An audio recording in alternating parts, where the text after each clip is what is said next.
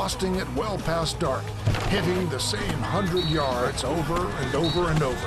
And for what? A few shining moments of Friday night glory? Not hardly. These teams are in it to win it. The whole thing, and this is their ultimate chance.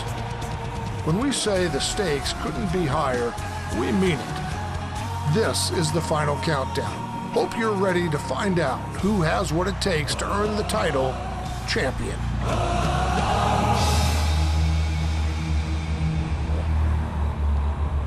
It's the Mays Raiders and the Northside Warner Robins Eagles. Next. Time to play some football. That's a championship team right there. It's a hot time tonight.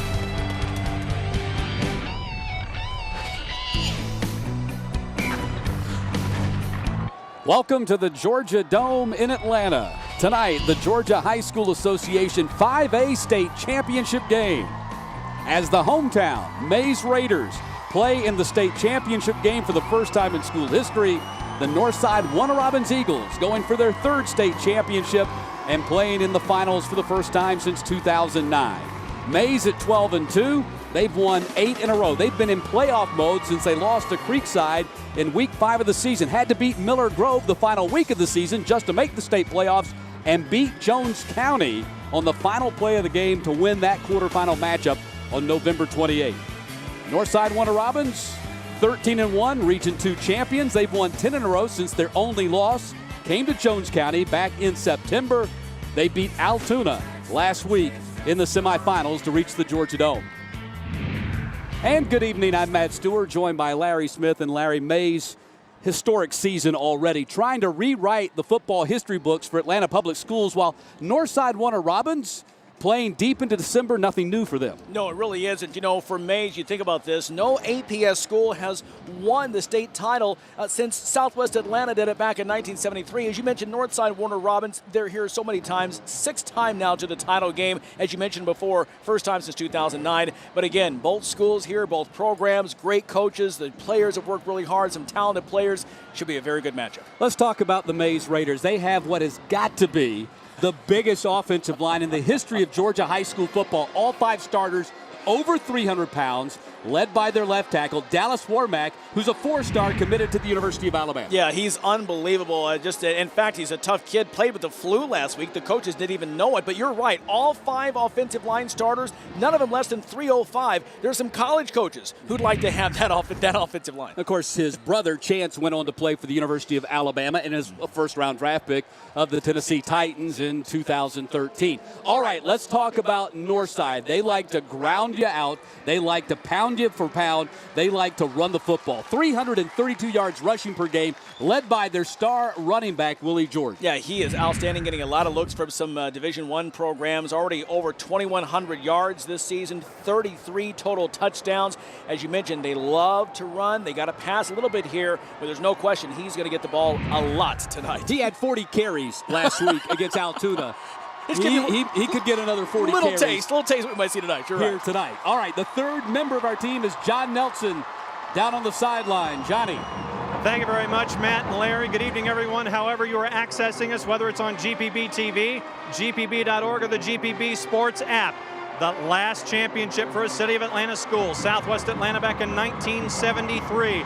Corey Jarvis, the head coach of Mays, actually grew up in the Mays district, went to Harper because his sister was in the magnet program there. But he knows about Mays, he knows the history, he knows about City of Atlanta football, and he knows what it would mean tonight if after 48 minutes, Mays comes out on top. We caught up with him earlier this week. The community support, it's been outstanding, and, just to ride up Cascade and see, signs saying "Go Raiders, we believe," and just to have, the alumni come back, it would be huge for us to win the state championship in football because, I got a chance to talk to a couple of coaches who actually, and players who played at the old Southwest High School, and, they want it so bad for that community. And as Northside runs through their banner, it's going to be a stiff test tonight. Can the City of Atlanta break through? They've had visitors all week long at practice from Southwest Atlanta High. They've given them fruit, they've given them gifts, they've given them the meaning of what tonight means to play in a game 15. Guys, this is far more important than lighting a candle. Let's light the torch for the 5A championship here at the Dome. Back upstairs. All right, Nelly, and you talked about the visitors for Coach Corey Jarvis. Got a phone call this week from Ted Sparks. He's now in his 80s. He was the head coach of Southwest Atlanta back when they won that state championship in 1973. Last week, former Douglas All-State running back Oscar Dillard gave the team a pep talk. Of course, the 1975 Astros team was a state finalist as well. And they've already rewritten history a little bit because just playing in the state championship game, they become the first Atlanta public school to reach the finals since Brown in 1991. Back before the Georgia Dome was built. Yeah. Kevin Kinsler following in the footsteps of Conrad Nix there at Northside, and he's done exactly what the legendary coach did before him, except win a state championship. 59-6 in his 5th season since taking over as the head coach in 2010. He's been at Northside now for close to 30 years, 22 years assistant there. The last 15 as the DC for Nix. He was a star quarterback for Northside and went on to play for West Georgia. And you see the folks that have made it to Atlanta from Middle Georgia, dressed in their Northside blue and orange. And across the way, the Maize Raiders well represented here. 12-2, already an historic season, bettering their best season before. That was 11-1 back in 2003. Northside won the opening toss and deferred, so Maize will receive the opening kickoff.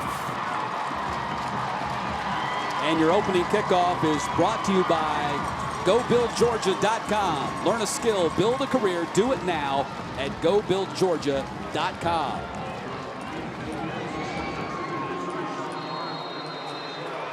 Justin Alonzo will kick things off for Northside.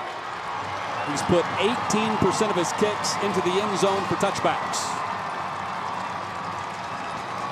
Tyshawn Brown and DeParis Carter stand deep for Maize. A short kick that's going to be taken by Langford at the 20-yard line. Durante Langford dropped by Cam Burnett at the 23. And that is where the Maize Raiders will start on offense for the first time tonight, led by their senior quarterback, Asanya Adderhold, a 6'2", 210-pounder who's completed 54% of his passes for 1,821 yards, 18 touchdowns, and 6 interceptions. He's also rushed for 348 yards and scored 4 touchdowns.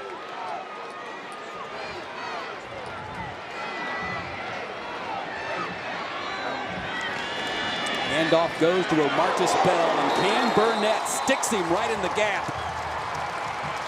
Little gain, if any, as we take a look at the Maize Raiders on offense and look at this offensive line. All 5 starters over 300 pounds. Opposite tackle of Warmack is Malik Mackey. His daddy Malcolm, of course, a star basketball player at Georgia Tech and went on to play in the NBA. There's your skill position players for the Raiders. Romartis Bell getting his 2nd carry. Burnett making his 3rd tackle of the ball game already as we take a look at Northside on defense. Jones, Northern, and Richardson up front.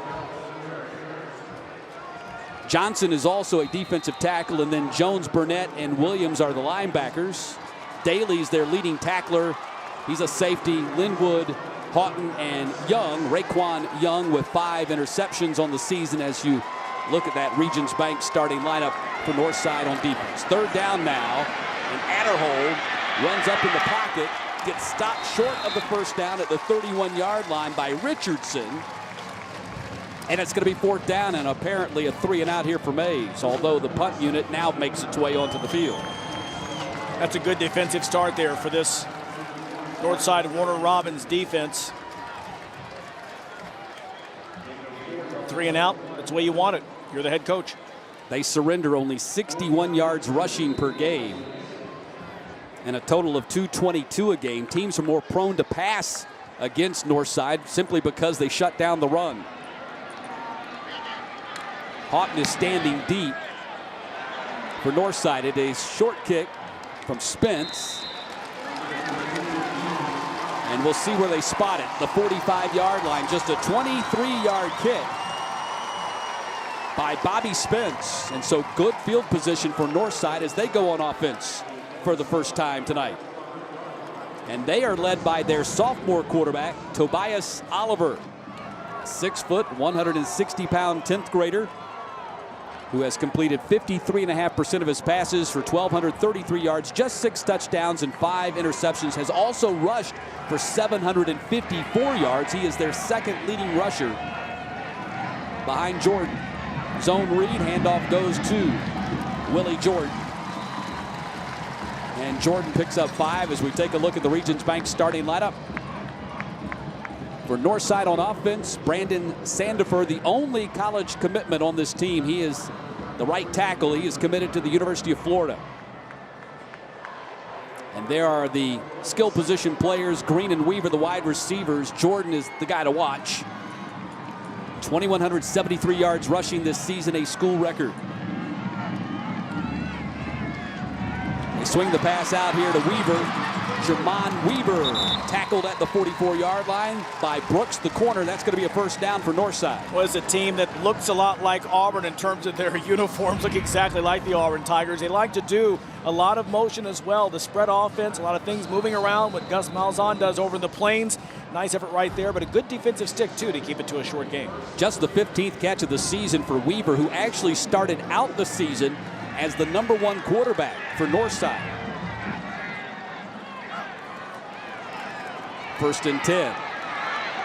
Oliver running and throwing. Got decked as he threw. Weaver was the intended target as we take a look at the Mays Raiders on defense, brought to you by Regions Bank. Daniels, Brown, Little, and Reed. Price, Rutherford, and Patrick. Patrick's the guy to watch. He's committed to Georgia. Jordan, Brinson, Brooks, and Patrick. Charlie Patrick not playing tonight. Suffered MCL tears last week in their loss against Stockbridge. Their win against Stockbridge, pardon me. And we'll check to see who's playing in place. Probably Williamson, Jawan Williamson, probably in the starting lineup for Patrick tonight. No running room right there. Marquez Daniels, the 3 technique, drops him for a loss at the 46-yard line. And Daniels very active there. 5'11", 255, junior, number 50. Watch him here on the replay right here. Again, just that shows you the quickness that Coach was talking about, Matt. And as we talked to him earlier this week, just blew right by that lineman. Again, 5'11", 255, but he's got really nice feet for a defensive lineman. 3rd down and long now for Northside. Willie Jordan on the carry to the 42-yard line. Got only 4 yards on the play. Natrez Patrick making that tackle for Mays, and it's going to be 4th down, and I bet Northside will punt here as we're going to kind of settle into, at least early here, Larry, a field position type game. Yeah, absolutely. I think, again, both teams showing what they can do on defense very early on. That was a short punt, so nice job here by Mays. But again, a lot of run, not real effective with the pass. We'll see what kind of adjustments they make as this game goes on. Justin Alonzo, the junior, averaging 34.5 yards per punt this season. He handles all of their kicking duties, place kicking and kickoffs as well. Angles the kick away from Tyshawn Brown. He'll take it on one hop. And Tyshawn Brown will be dropped right in his tracks. Picked up only 2 yards on that play. Linwood making the tackle for the Eagles, and we'll take a timeout. Couple of possessions for both teams here. Mays went 3 and out. Northside picked up 1 first down. We'll come back for Mays' second possession in just a moment. Can't touch this.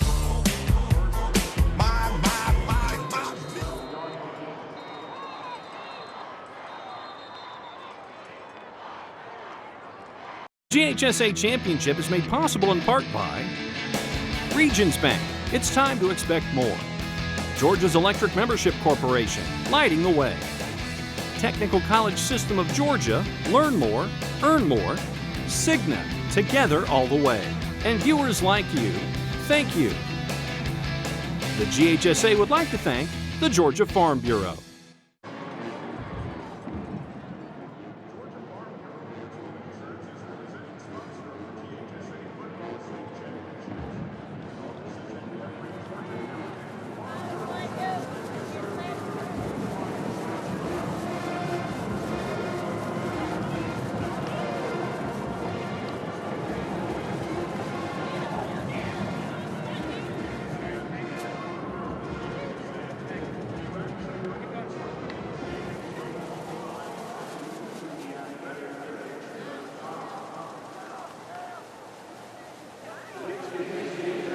7:36 play in the opening quarter. Mays and Northside Warner Robins just underway in the 5A state championship game. Let's go down to the field and John Nelson. Thank you very much, Matt. And we're walking to a position right here, catching up with someone who knows a little bit about football here in the state of Georgia, head coach of the Georgia Bulldogs, Mark Richt. What do you remember most about your high school days? Well, we actually made it to the state playoffs. We lost in the semifinals to a team called Miami Carroll City in Florida, and played in a torrential downpour and lost 15-12. So, but we had a great season, and they went on to win the state championship. So good memories. And then you look at how it's changed as an element. Does it blow you away at times just how it's all different these days? Well, TV, the attention on the recruiting, and then just the tremendous coaching by the high school coaches, especially in this state. It's phenomenal. Your favorite high school memory, which would be blank? Oh, I think just being with my teammates after a great victory in the locker room, having a good jump. Thanks for your time. Enjoy the weekend. All right, thank you. Send it back upstairs. It's cool to catch up with the coach. It is good. Thank you, Nelly. Appreciate that. No doubt he's here, although he can't say that. He's here looking at Natrez Patrick, the fine defensive end for the Mays Raiders, who's been committed to the Georgia Bulldogs since May. Of course, coaches can't comment publicly about players until they sign letters of intent. Adderhold hit as he throws, intercepted at the 15-yard line. Might be a pick six, and it is.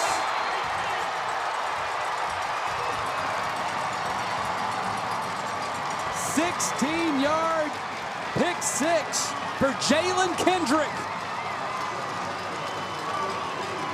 What a big play there by this Eagles defense as we check out the TCSG touchdown replay. Watch this, the defense. Hey, when you can get points on your defense, this is big. Adderhold, the pump, wasn't fooled. Nobody picked up Tyree Williams there on his blind side. Ball bounces in the air right up into the hands of Jalen Kendrick, the junior linebacker, and it's Northside Warner Robins on the board first. 15th interception of the season for Northside, and this one goes for points. PAT by Justin Alonzo, who's a perfect 61 for 61 on the season. And Jalen Kendrick makes a memory in the Georgia Dome with the touchdown pick six. Well, that's a big play right there for the Eagles, for this defense to make that happen. You've had two defensive stances right now. Mays has had the ball twice and yet to get a first down. 3 and out the first time, and then right there in the first play. Let's take one more look at this. Great defensive play right here by Northside Warner Robins. Again, one more different angle you can see right there. And there's Kendrick, just right place, right time.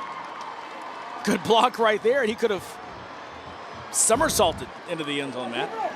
Huge quarterback hit by Tyree Williams off the edge. The linebacker blasted through and got Adderhold. And that was an easy pick six for Jalen Kendrick. Second interception of the season for the 5'10", 185-pound junior.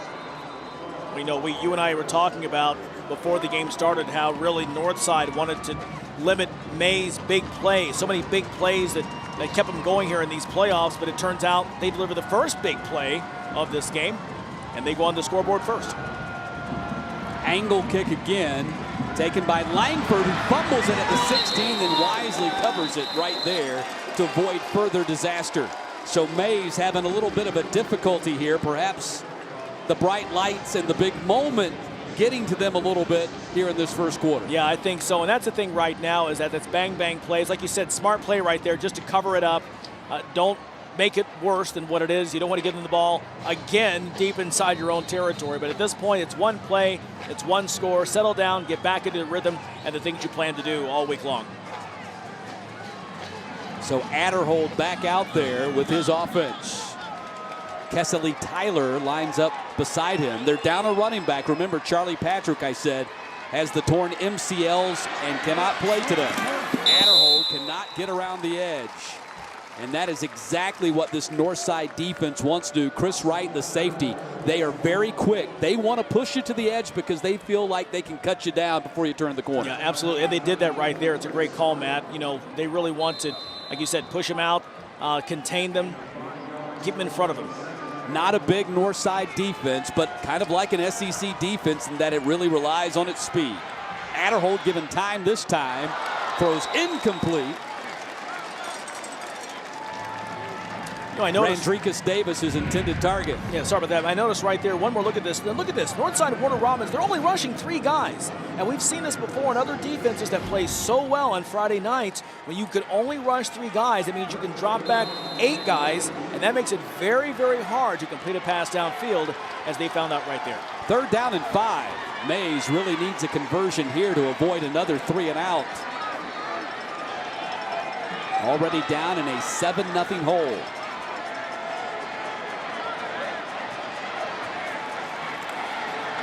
Adderhold throws complete. Patrick got nailed as he caught it by Houghton, the corner, and it's going to be 4th down. And one more look at this right here again, trying to beat. Again, you're only rushing 3, so Adderhold's trying to get the ball out to his receiver very quickly, but a very smart play again. Keep the players in front of you. You don't want to make turn a small play into a big play. Great defensive play, brings up 4th down. And Larry, Tyshawn Brown, the senior wide receiver, he's got to know better than that. He's got to get his route beyond the sticks on that play. Yeah, you can't turn a yard short or 2 yards short as he did. That's something I'm sure the coach will talk about here in the sideline. Spence punts it away. Houghton has to retreat to get this thing. Great kick by Spence. And Houghton is bobbling it as he fields it. If he can turn the corner, might do some damage. Got one more man to beat. Got by him. And a lot of running there by Houghton, just to get back to where he originally fielded the punt. A 48-yard kick by Bobby Spence, who averages less than 30 yards per kick, but really got some air under that one. Well, I tell you what, when you get this kind of bounce, look at this. It bounces, and then he almost loses it. But, hey, you know what? Give him credit. He managed to turn this back around, make a positive gain, at least get back to it. If he doesn't reach out to grab that ball probably is inside the 10, and so they're starting 1st and 10 on their own 31. If Shaheem Rutherford doesn't get him right there and push him out of bounds, it might have gone. He was that close. Willie Jordan, nothing.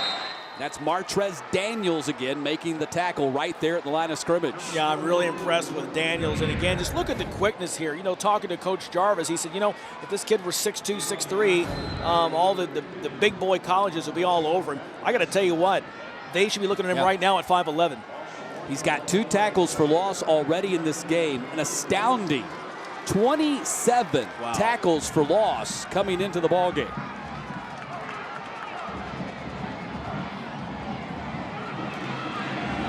Jordan runs right into the teeth of that Mays defense. Little making the tackle. And Coach Kevin Kinsler kind of felt like they were probably going to have to run right at Mays because Mays has great team speed. Didn't know that they would be able to make a living trying to get around the edge. Now they are going to run outside, but said we might be better off trying to run right at them because their speed is so great. And right now, not having a lot of success at that either, a little bit. But both teams right now trying to find their way against the other team's defense. 3rd down and 8. To the air for Oliver. Throws and pops up into the air. And fortunately for Northside, falls out of bounds. Well, did you see the white shirts converging? You know, these guys kind of look like the old San Diego Chargers uniforms for people who are fans of the old AFL back in the day. But that ball went up in the air and like 4 white shirts all converged on it. But as you said, falls harmlessly out of bounds. Strong defensive effort as well on both sides. Again, the one score is just the interception. Jermon Weaver was the intended target on that incomplete pass. So Oliver, on all 3 of his pass attempts, has gone to Weaver.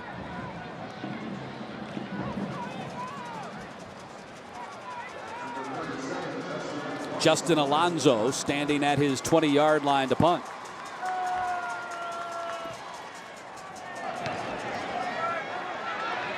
Good kick that Brown has to go back to the 29 to get, and Tyshawn Brown a 6-yard return to the 35, and that's where Mays will go on offense with their 4th possession following a 39-yard kick by Alonzo. Here's what Corey Jarvis had to say to his Mays Raiders in the locker room just before taking the field. It ain't no state championship. It ain't no, oh, we playing in the Georgia Dome. It's we are playing another football game, and just so happens that it's Northside Warner Robins here. You go out and you play loose. You have fun. Play fast and get out there for 48 minutes. And when we leave this stadium, when we leave this Georgia Dome, everybody gonna know right now. I don't know what Coach did with my ring, but we trying to get that. And that's what we want. We want that silver trophy, and we want an opportunity to wear one of these and let the lifetime memories start, because they already don't start it, and we just add to them tonight. You understand me? Yes, sir. Get out there for 48 minutes. Let's go. Romartis Bell with the carry right there on the first play of this series. Picked up 3 yards. You know, Larry, coaches always like to say that it's just another game. Those kids are smart. They know it's the state championship game. But, Coach, we're in the Dome, and it's December. Exactly. This is not just another game because we're in the Georgia Dome. Yeah. This locker room doesn't look like any locker room. And it's on television. That's right. But you got to say it. You got to say it. Exactly. You know, but you're right. You're right. Coaches always love to say that. Yeah, and the kids never buy it. That's right. Tough on the coaches again, trying to find a way to keep their kids, grounded, focused. About to run out the pageantry of this. Such a great weekend here at the Georgia Dome. Yeah, Corey Jarvis said that the kids went to a local elementary school this week and the players were treated like superstars. Passes thrown complete. Randricus Davis with the first down catch for Mays, and finally they get a first down as they push the ball out to the 50-yard line. Well, Davis just a great athlete on that, a 12-yard pickup, Matt. As we take one more look at it, I like this throw right here. Sets his feet, gets it out there, great hands, and then watch the move right here. You can see number 24 try to reach out, Chris Wright, try to maybe just slow him down with his feet, try to trip him up a little bit. 30th catch of the season for Randricus Davis, 24/7 Sports Composite, 3-star junior wide receiver offered by Kentucky and Louisville. Pump fake in the middle, wide open. That's a catchable ball for DeParis Carter. Got some alligator arms as he saw the safety, Tay Daly, closing fast. Yeah, one more look at this again. Looking only rushing 3 right here. And didn't really care for Daly kind of going to his hip kind of hard there. So 2nd down and 10 now from the 50.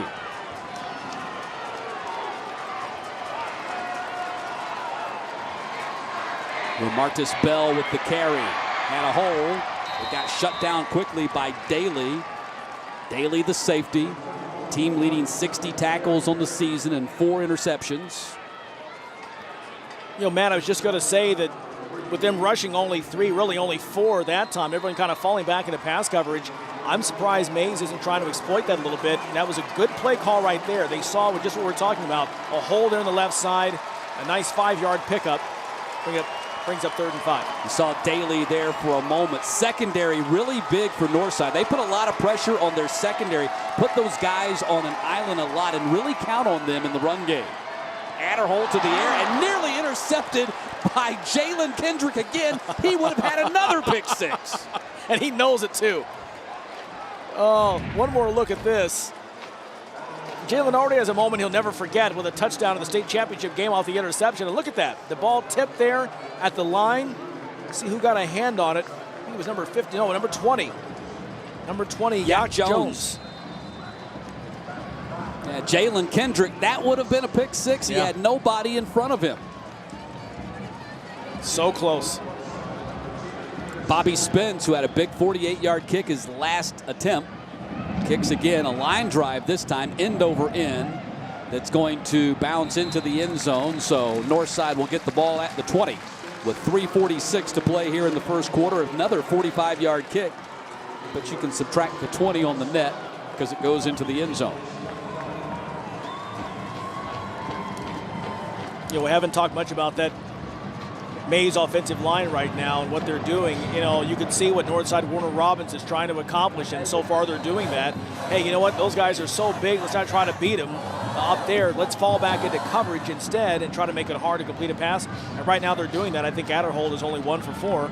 And once again, it's Northside Warner Robins with the ball again.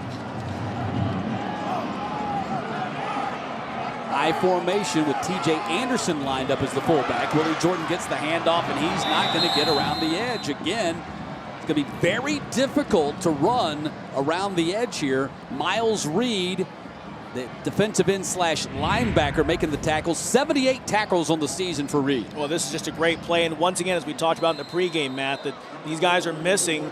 Their 2 Mike linebackers are out. So, you know, Evan Price out last week. Brian Jackson is out as well. So, again, it's next man up, and so far they're getting the job done. Yeah, they have Natrez Patrick, the defensive end, playing the Mike linebacker position because of those injuries, and that's Patrick right on cue making the tackle.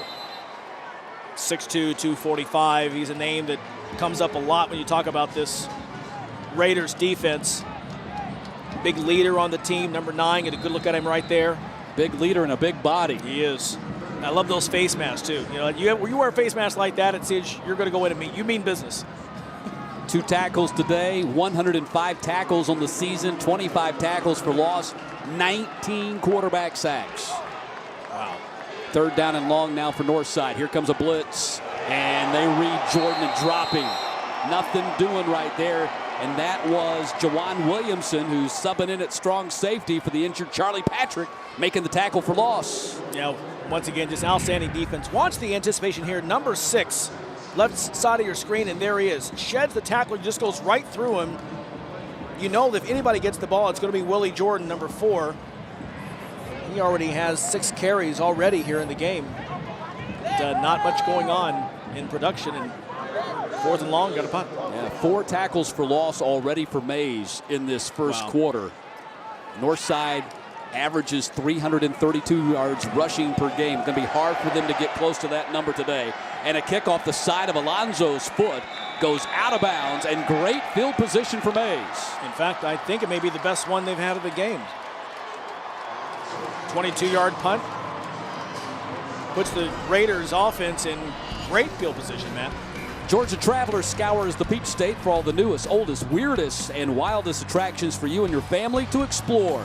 From scenic getaways to high adrenaline adventures and, of course, some of the best eats in Georgia. Watch Georgia Traveler Sundays at 7. New episodes coming next month.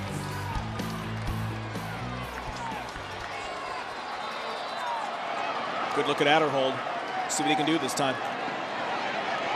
Complete. DeParis Carter made a man miss down the sideline, and Daly saves the touchdown by getting him out of bounds at the 13-yard line. Yeah, he does. That just was a great play, and I love the play fake, too, as we take a look at the replay on this. Just watch this. Let's take a couple of looks at this and see what they're doing again. Great fake right there to hold the linebacker there inside. Carter then takes off, and that's a great close on defense by Daly. One more look at it. Blows right by that guy. Again, the good speed by this Mays team, and they're in business down inside the 15. 38 catches on the season for Carter, who's really been the MVP of their playoff run. And that's a big quarterback sack right there for Northside. Sure is. That's a blown assignment right there. As you take a look, Adderhold thought he had a running back to hand off to, but he had already run by. Yacht Jones with his 2nd sack of the season. Right there. Take a look at him. Oops. It's Kesley Tyler. He wanted to get the ball to, and somebody somewhere had their signals crossed.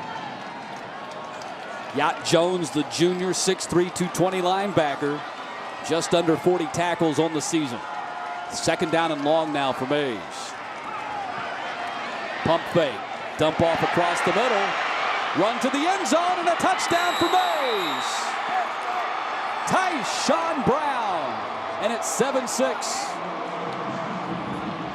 19 yards there on the touchdown, Matt, and Mays gets back into business. They take advantage of that poor punt by the Eagles.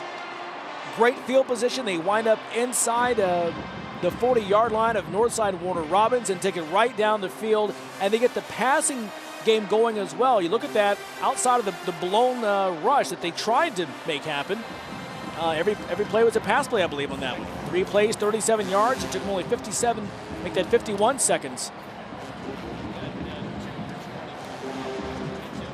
Trenton Jamison on for the PAT. Just 7 of 10 on PATs this season. Kick is down, kick is blocked.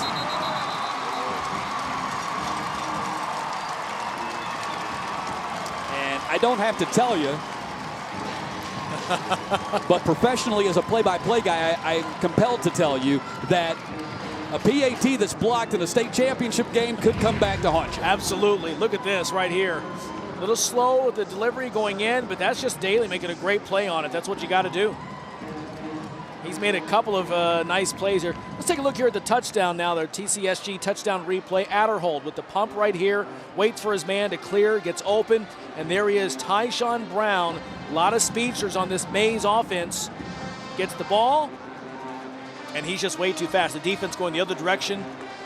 You can see Daly trying to catch him up. And here he is. Watch him here work across the middle.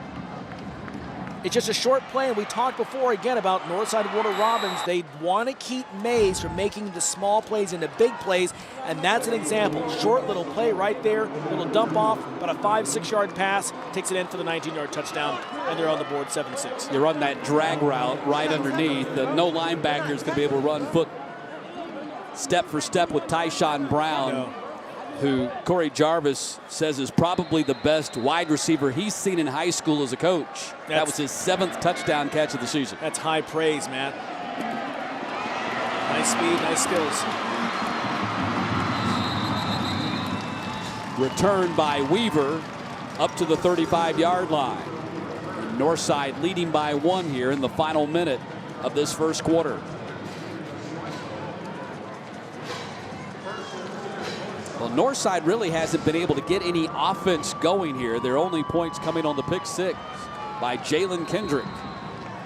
We'll see what they do here. They're not a big passing team, less than 100 yards passing per game. But Kevin Kinsler says that Tobias Oliver can throw it, led him back to a big victory against Houston County. That's the run there by Oliver, and he got blown up. Nice defensive play by DeAndre Brown to get in there. That's the 5th tackle for loss in this quarter for Mays. Well, Coach talked about Brown as well, another big boy there, 5'10", 255, and says, you know, he's really just become such a dominant player on defense. He almost really requires that you double team him. And so if you're bringing him in, another one of the linebackers, as they did right there, they're getting great penetration so far here in the first quarter. I think that Coach Jarvis has to love what his defensive front 7 is doing right now here in the first quarter. DeAndre Brown, 66 tackles on the season. That was his 21st tackle for loss. Jet sweep to Weaver. Jamon Weaver can't get around the edge. Nice form tackle right there by Miles Reed, the linebacker. Textbook right there. And it's going to be 3rd down with 2 seconds to play in the quarter. Yeah, one more look at this. I like what they're trying to do again. Get something going out to the outside, but watch here. This is Reed. Watch him shake the block right there. TJ Anderson out there in the flat trying to block him, did a good job, but that was Reed doing a better job of shaking him off and making the play and keeping him just to a minimal gain.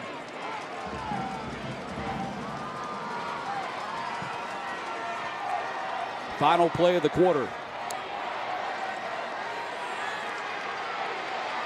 Oliver cuts it back in the middle. Nice run by Tobias Oliver. And big 2nd and 3rd effort to get close to the sticks, but not enough for the 1st down on the final play of the quarter. 11-yard pickup, but he needed about 12. So Northside with the lead after 1 quarter on the pick 6 by Jalen Kendrick. He took it in, but Mays came right back before the quarter was over and got the touchdown pass from Adderhold to Tyshawn Brown. 1-point game.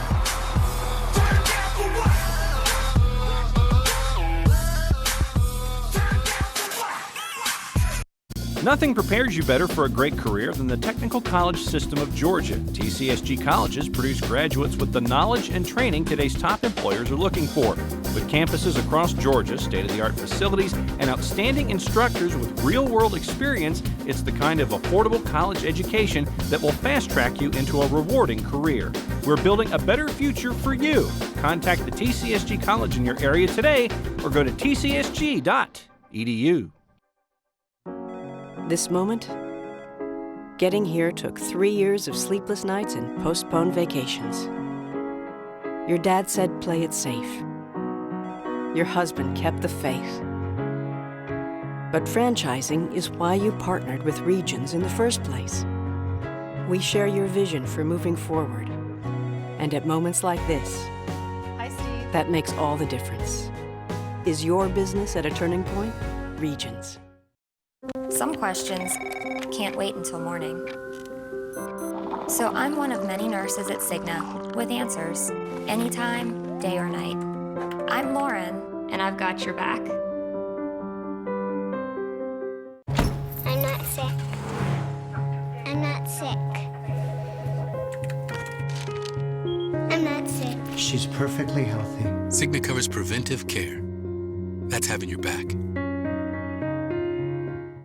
What is by moonlight an empty field is by the magic of electricity sacred ground. As the official energy provider of the GHSA, Georgia's electric membership cooperatives proudly support our student athletes. We are there, illuminating the glory moments fans just have to see. Capturing the hustle, elevating champions, sharing the win. Georgia's EMCs, empowering our youth, lighting the way. Welcome back to the Georgia Dome 5A state title match. Living up to the hype right now, Northside Warner Robins leading Mays 7-6, heading into the second quarter. We've been talking football all day long, but right now it's time for you to fill us in on what you know. We want to know how many games Northside Warner Robins won between the seasons 2006 and 2008. That was when Conrad Nix was at the helm, and 2 of those seasons they capped off their year with a state title win. So let us know on Twitter or Facebook how many wins there were between 2006 and 2008 for Northside Warner Robins. I'll be back in the fourth quarter with the winner. Back to you guys in the booth. Thanks, Grace. That was a great run by Conrad Nix. But overall, get this, Larry, last 17 seasons, Northside has gone 205-22, just 22 losses in the last 17 seasons, 17 consecutive seasons of at least 10 wins every year. 2 state championships, 5 finals, 9 semifinals, 12 quarterfinals during that run. That's just impressive. 4th and 1, Northside will kick, and nearly blocked by Daniels as he got in there deep on the kick by Alonzo. Fair catch is made by Tyshawn Brown, and that's where Mays will take over on offense following a 31-yard kick. And you look at Daniels here, he got in deep, no one blocked him. And he was very close to blocking that kick. He really was, and to avoid the roughing the kicker. I mean, a lot of times you see that if a guy just misses, he ends up hitting the kicker. I can see why coach is so high on this young man. He's really quite an athlete. And again, he carries 255 on that frame. He's not a small young man. So Mays back on offense now. Mays with 73 yards of offense in that first quarter. Romartis Bell on the carry. Tyree Williams, number 5 in there. Actually, I believe not Romartis Bell. That was Kessely Tyler on the carry. Tyler tore his ACL last year, and they really didn't start using him that much until midway through this season. But Coach Corey Jarvis said that he's really starting to play well and play up to his expectations. A real slasher, Adrian Peterson type running back. 2nd down, and they throw it to Tyler. Tyler with 1 man to beat. Got by Linwood and got by another and up to the 34-yard line, 33-yard line, and just a couple of yards shy of the first down on some nice 2nd and 3rd effort by Tyler. Yeah, well, Matt, to your point, again, look at this, the effort right here that he makes. Watch the move right here. That's what he's talking about, the Adrian Peterson comparison. Sheds the first tackler, still gets positive yards after the 2nd and 3rd hit. 3rd down and 2. Tyler with 345 yards rushing on the season again. They were slow to bring him back after the ACL injury last season. Pass batted at the line of scrimmage and nearly intercepted. That's the 2nd time Yacht Jones has got his hands on a pass, and it's 4th down. Yeah, he's done a great job up there. It's almost like he's up there playing volleyball. He turns around, his reaction, he's looking at, and here's Yacht Jones right up here. You can see him jump up, and that's just good vision right here. There he is right there. That's just great vision. And that's textbook pass rush right there, too. If you can't get to the quarterback, when that ball is coming out, you jump up and try to knock it down, and that's exactly what Yacht Jones did. That's why you don't just run forward. You got to run with your eyes up. You got to always be looking around. Never know what might happen. Bobby Spence blast another one, and Houghton makes a bad mistake trying to field that thing over his shoulder. Let's see, did he get on top of it? He did. Wow, he avoids disaster right there. That's the second time that Houghton in this game has mishandled a punt, and both times he's lived to tell about it. Yeah, the first time he was able to recover it, and this time too. Boy, that thing bounced. He's down. Just so happens, as you can see right there, if it wasn't for the foot of number 6, Aaron Cochran, for Mays, it was Daly who recovered it. Watch this there. Number 6 comes in and hits it. Wow. He kind of jumped right by it, and it was Daly again right there. He's made some big plays, saved the touchdown, came in with the block as well. Daly, the sophomore safety, has really played well for Northside here tonight. Eagles have a 1-point lead as they go back on offense early here in the second quarter. Willie Jordan finally gets loose, and Jordan gets a first down up to the 35. He only had 6 yards rushing on 6 carries in that first quarter. He got 12 right there on his first carry of the second. Yeah, look at this here. And again, you start to see both teams making some adjustments right here. But again, that's a great move by Jordan. Really just a big, quick back. He was hit in the backfield, shed that tackler, got rid of him. 12-yard gain, first down for the Eagles. Willie Jordan, school record, 2,173 yards rushing, 31 rushing touchdowns, 35 total touchdowns this season. They swing the pass out here to Willie Jordan this time, and he only gets 1 yard on the play. At just the 14th reception, they don't use Willie Jordan quite that much in the passing game. Yeah, but I think that, Matt, as you mentioned, they want to get the ball in his hands as much as possible. You mentioned 40 carries last week in the semifinal win. Already here on this drive, you get the ball in his hands twice. That's 2 for 2. Every chance you get, I'm going to see what he can do for you. Willie Jordan, 24/7 Sports Composite 3-star, number 9 rated fullback in the entire nation, getting looks from Georgia Southern and Cincinnati. Pass thrown complete to T.J. Anderson. First time they've been able to get the ball to T.J. Anderson. And he's up to the 42-yard line. Going to bring up a third down and short. T.J. Anderson's that guy that Coach Kevin Kinsler says really kind of epitomizes the team at 5'10", 195. Not a big-time college prospect, but a really good high school football player. Absolutely. Tackled there by Philando Jordan, just a sophomore for Mays. Nice job right there to corral him, grab the jersey, and not let go. Wait until help got here. Kept him from getting the first down. Third down and 4. Looking for their first third down conversion, and they will get it with the second effort by Tobias Oliver. How about that? How a guy 160 moves the pile like that, I don't know, but he just did it. That's a first down for Northside. Give him a little credit there, number 79, Brandon Sandifer. Watch this here at the end. This is twice we've seen Oliver with a nice run. He stays on his feet right there. That's impressive. Great effort right there. And look at 79. Yeah, come on, little guy, I got you. Okay, that's how the guy 160 gets an extra 3 yards. The guy 330 grabs him and pulls him. That's right. I love it.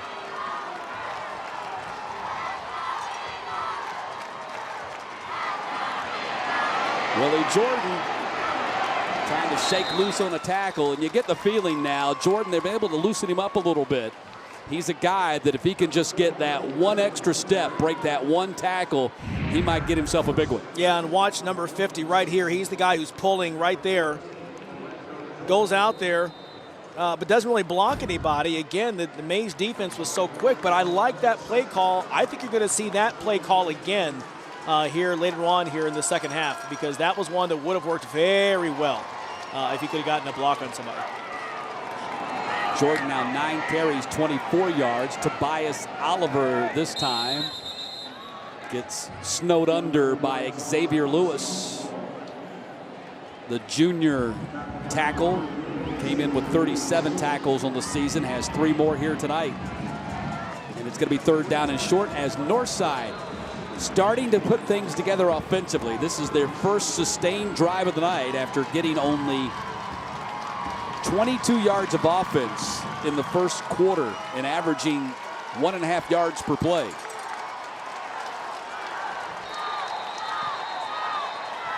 And a timeout called by Corey Jarvis and the Mays Raiders.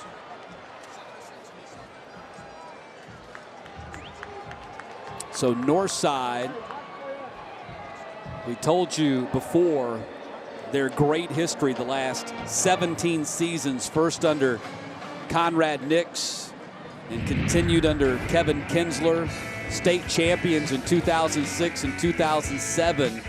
Their region championship this year, their 14th, their 5th in 6 years, 8th in 10 years, and 12 of those 14 have come in the last 17 seasons. You see that record since 1998.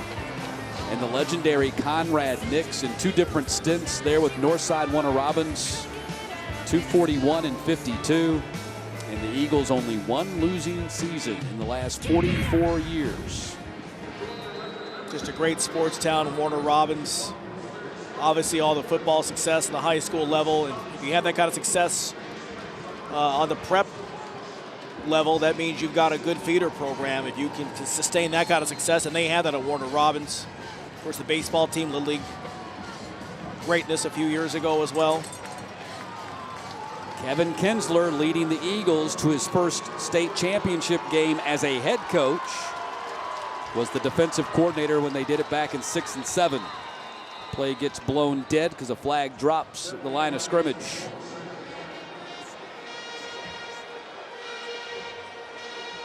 Let's see who moved first. Prior to the snap, we have encroachment by the offense. Oh.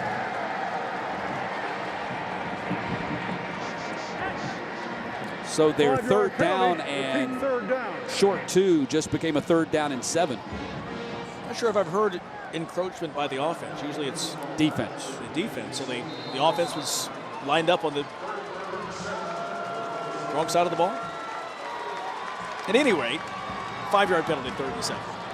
Don't let me get in the way of a good game here.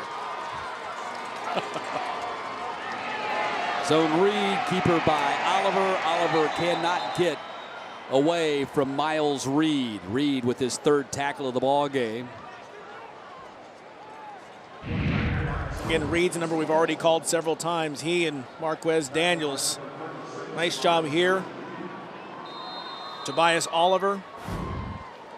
Pretty shifty. You said not very big, but he's had a couple of nice runs, but that time he grabbed him and held on, and it's 4th down. The Eagles have to punt.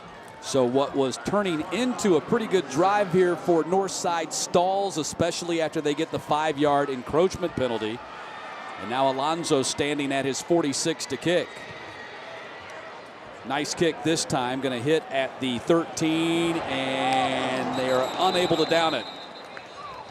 Daly nearly was able to pin that thing inside the 5-yard line. And here's a look at the Mays Raiders. Upset number 1 Ware County, the 2nd round of the state playoffs. Did that on the road, by the way. Just their 2nd region title in 2003. They've had 8 coaches since 2000. This is their first 12-win season ever and their first finals appearance ever. Now, we've talked a lot about how they're trying to become the first Atlanta public schools since Southwest Atlanta to win a state championship. Well, Mays was born out of Southwest Atlanta, so there is the connection right there. Southwest Atlanta was opened in 1950 and stayed open until 1981, and when it closed, Mays opened, and a lot of the students that went to Southwest Atlanta transitioned into Benjamin Mays High School. So while they're trying to become the first Atlanta public school to win since Southwest Atlanta, they're really kind of continuing, in a way, what Southwest Atlanta did back in 1973. John Nelson's with us down on the sideline. Well, and Matt, to your point, you think about what the city of Atlanta means to football, because you have all of the historic programs. You have Douglas and the impact that it's had, but they could never get to a title game. You've had Booker T. Washington, who's had some runs as well, and they could never get to a title game. So they're really flag bearers here tonight on a bunch of... Prior to the snap, we have a false start on the offense. 5-yard penalty. Repeat, 3rd down. They're flag bearers on a bunch of different levels. And to see the community come out, whether it's the Southwest Atlanta community, the Mays community, the Old Harper community, the Harper Archer community, all these different segments of Atlanta public school football to come in and be a part of this, it's been really cool to see. Thanks, Nelly. 3rd down and 6 now after the false start penalty on Mays. Adderhold throws to Rendricus. Davis. Foot race. Touchdown.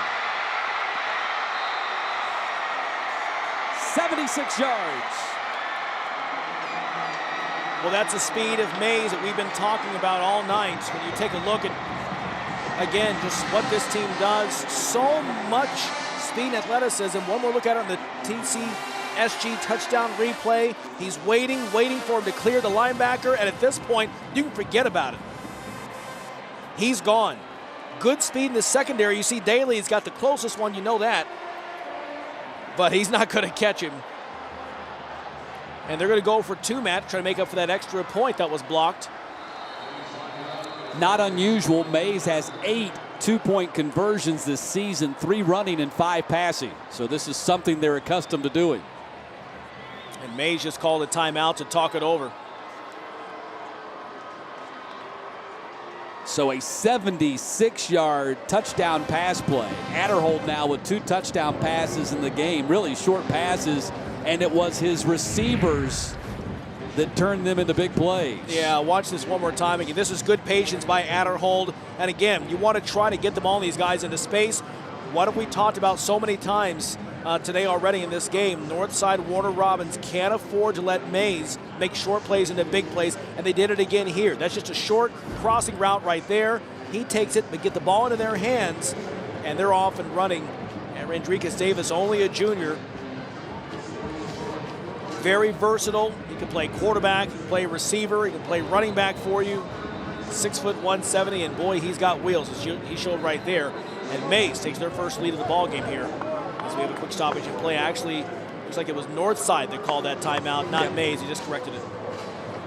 6th touchdown of the season for Rendricus Davis and his 4th receiving. And that was exactly one of the things that Kevin Kinsler talked to us this week about. They cannot let a 6-yard pass route become a 60-yard touchdown. That one became a 76-yard touchdown. It's happened twice to him, both touchdowns. Same kind of play. Yep.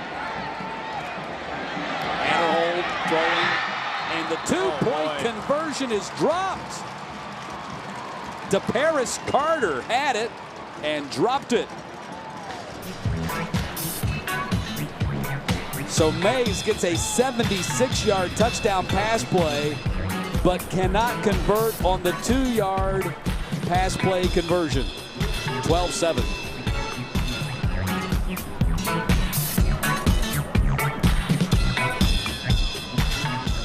Today, companies in the aerospace, advanced manufacturing, and film industries need skilled workers, and the earning potential is high.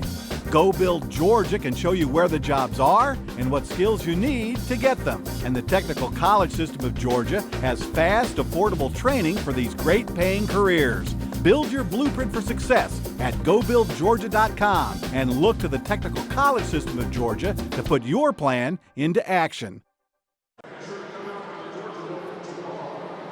Mays leading Northside Warner Robins 12-7 with 4:48 to play here in the first half.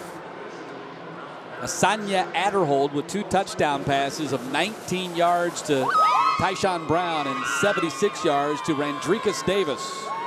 Both of them very short passes, and he let his big play playmakers make the play. Yeah, he did. He's a smart quarterback, 6'2", senior, good size. He was injured earlier in the year, and Coach Jarvis was saying really thinks it made him a better quarterback. Take a good look at him. Got the best head of hair of any quarterback I've ever seen. I like that. How do you play with hair that way? I'll tell you what, that's impressive. But no, he's a good-looking quarterback. Smart. And again, you know, when you've got the kind of weapons on offense, you just got to make smart decisions. And that's what he's done, and he's got his team leading on the scoreboard. And a kickoff that goes straight up into the air and is fair caught at the 33-yard line. Don't know that I've ever seen quite a kickoff. It's just like that. And Nate Green made the fair catch, and so the 34-yard line will be the field position here for Northside as they go back on offense and looking to get things unraveled here. And they started to do that a little bit on their last drive. As you take a look at this kick here, that's by Jamison, and he just popped that thing up. Infield fly rule for Nate Green. That's right. I've seen those intentionally if you've got a Devin Hester at the goal line waiting on you, but that wasn't intentional. No, that was not intentional. Dinkins with his first carry, and Deshaun Dinkins with the first down for Northside. Well, that was a nice move right there. Again, trying some different things on offense here. Another good start to this one. 13-yard carry for Dinkins. Watch this push up front. That's where it all starts. Number 74 right there with a great move. That's Quentin Stanford there, your left guard. He's the one who just moved that end away, moved him out of the way, and created a big gap there for Dinkins. And because that Mays defense so focused on Willie Jordan getting the ball, they were not expecting Dinkins to get it. This time, Jordan gets it, and they've got it covered. Tobias Little was the guy who strung it out, and then Jawan Williamson, the guy who cleaned it up. Yeah, they pursue so well. Watch this again, just how they string this out to the left. Look at him, stays with it, stays with it, stays with it. Look at the white shirts all around him there when he goes down. 4 or 5 white shirts out there on the flat. Very smart ball hawks on this Mays defense. Northside's not going to be able to run the edge here against Mays, at least unless something different happens that we haven't seen so far in this ball game. What they're going to have to do is what Kevin Kinsler told us they were going to have to do. They're going to have to mix it up a little bit. Yeah. They're going to have to throw the ball some. Totally agree. And that's what they're going to try to do right here. Got a man open and missed him. Oh, my goodness. T.J. Anderson was open. Right idea, bad execution. Yeah, that was it. One more look at this. Just watch how open he is. The linebackers all freeze. See him right there, 9 and 11. They all freeze right here. And there you go. That's what Kevin Kinsler said. We use our play action. That's a play action play right there. They were looking for the run. T.J. Anderson was open, but you got to hit the open man. Yeah, Oliver, just a sophomore, as you mentioned. Fairly new, starting at quarterback for this team. That's one I know he'd like to have back. Well, he became the starting quarterback the Wednesday before the season opener against North Cobb. Gonna run it here. Nice spin. Brought down at the 50-yard line after about a 3-yard gain. Natrez Patrick with his 4th tackle, and Tobias Little, in on that tackle as well. I do like Oliver's elusivity when he very elusive when he does run the ball. Hasn't been very often, but a great spin move right there. That's just instinct and talent. Kind of grab the helmet there. Watch this one more time. One more look at this. Yeah. It's not a horse collar. It's not a horse collar and not a face mask. So it's the back of the helmet. Yep, it's a legal play. So 4th down here and high snap. Alonzo has to go and get it and got rid of it. Takes a bad bounce for Northside, rolling back upfield. And so Mays will have it at the 32 following just a 17-yard kick. Poor snap, and Alonzo saved their bacon right there. John Nelson, what you got? All right, you look at the east stands. It wasn't much of a surprise that the orange and blue are going to be here in full force. But the students can thank Avery Jones, class of 1997, for $3,000 worth of tickets and bus fare. So a lot of students were having to pay $18 a head and have to pay for a bus ride up from Warner Robins. Avery Jones of the Jacksonville Jaguars helped them out, and that's why you see that eastern stands as filled as they are with a lot of students who are using a lot of paint on their bodies. Yeah, good job, Avery. Great sport. 1st and 10 for Mays from the 33. Adderhold given time. Lots of time for Adderhold. It breaks down now, and he has to get rid of it. Good job of coverage downfield by Northside. Nobody open because Adderhold had plenty of time to find somebody.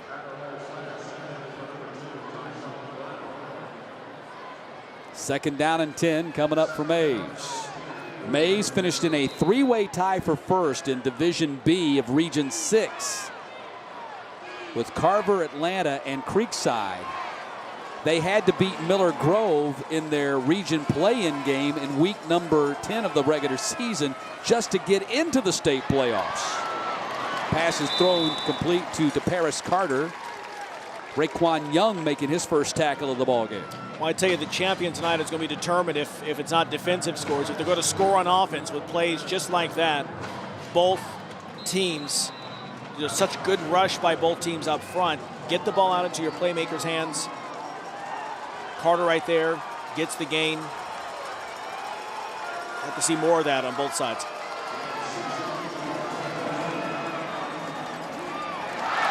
Dropped by Randricus Davis, who the last time he touched the ball went 76 yards for the touchdown. This time he'll just go back to the sideline. It's a shorter run for him. One more look at this. Again, nice idea. Fake the handoff, freezing the linebackers. A little too hard coming out of the gun there for Adderhold. So Bobby Spence, who's had a really good night punting the ball, stands at his 27. And Houghton, who has not done a very good job of fielding punts, but has not been burned by it, at least not yet, stands at the 23.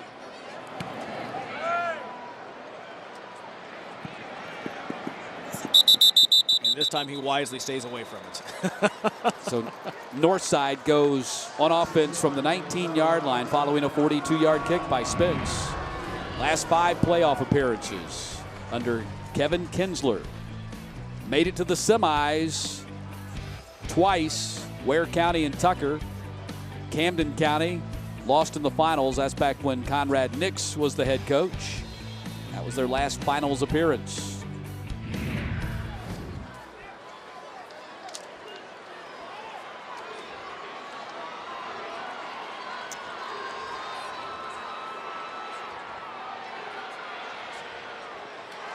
Oliver dumps it off.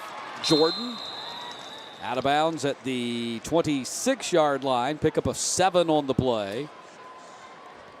Well, I like what they're trying to do here, Matt. If you take a look at, again, the lineman, watch number 50 right here. He frees up. He kind of gets held up a little bit here by the block there on the offensive line, but he's supposed to go out there and break out. That's a great play call, again, to get your playmaker, Jordan, get him out into space. Nice gain. I think you'll see that play again later on. Jordan, one of 40 seniors on this north side roster. Pass thrown incomplete. Tyshawn Fentress, the intended target. And now it's going to be third down and short. But of those 40 seniors on the roster, 39 have been in the program since 9th grade. And Kevin Kinsler says that's really the big reason why we are where we are here tonight, playing for the state championship. Great leadership from that senior class. And really not a big surprise that Northside is playing on the big stage this evening. Mays, on the other hand, they're a surprise. Oliver runs for the first down and out of bounds at the 32-yard line, stopping the clock with $1:22 left in the half. Yeah, again, I know it's not something that he wants to do. It's not really what they had planned to do, but, you know, if this is open for you, why not? And again, Tobias Oliver did not become the starting quarterback for Northside until the Wednesday before the North Cobb game. That's because the intended starting quarterback, the number 1, Jermon Weaver, had to undergo an appendectomy. That threw Oliver into the starting role, and by the time Jermon was cleared to play, Tobias was playing so well, they just kept him there and put Weaver at wide receiver. Oliver airs it out, intercepted by Williamson at the 38-yard line. That ball just had too much air underneath it. It started floating like a kite. And Williamson just camped under and pulled it down. Yeah, again, I like the idea, what they were trying to accomplish here, but the safety sitting right back there, as you mentioned, in Williamson. One more look at this. Trying to hit his receiver deep.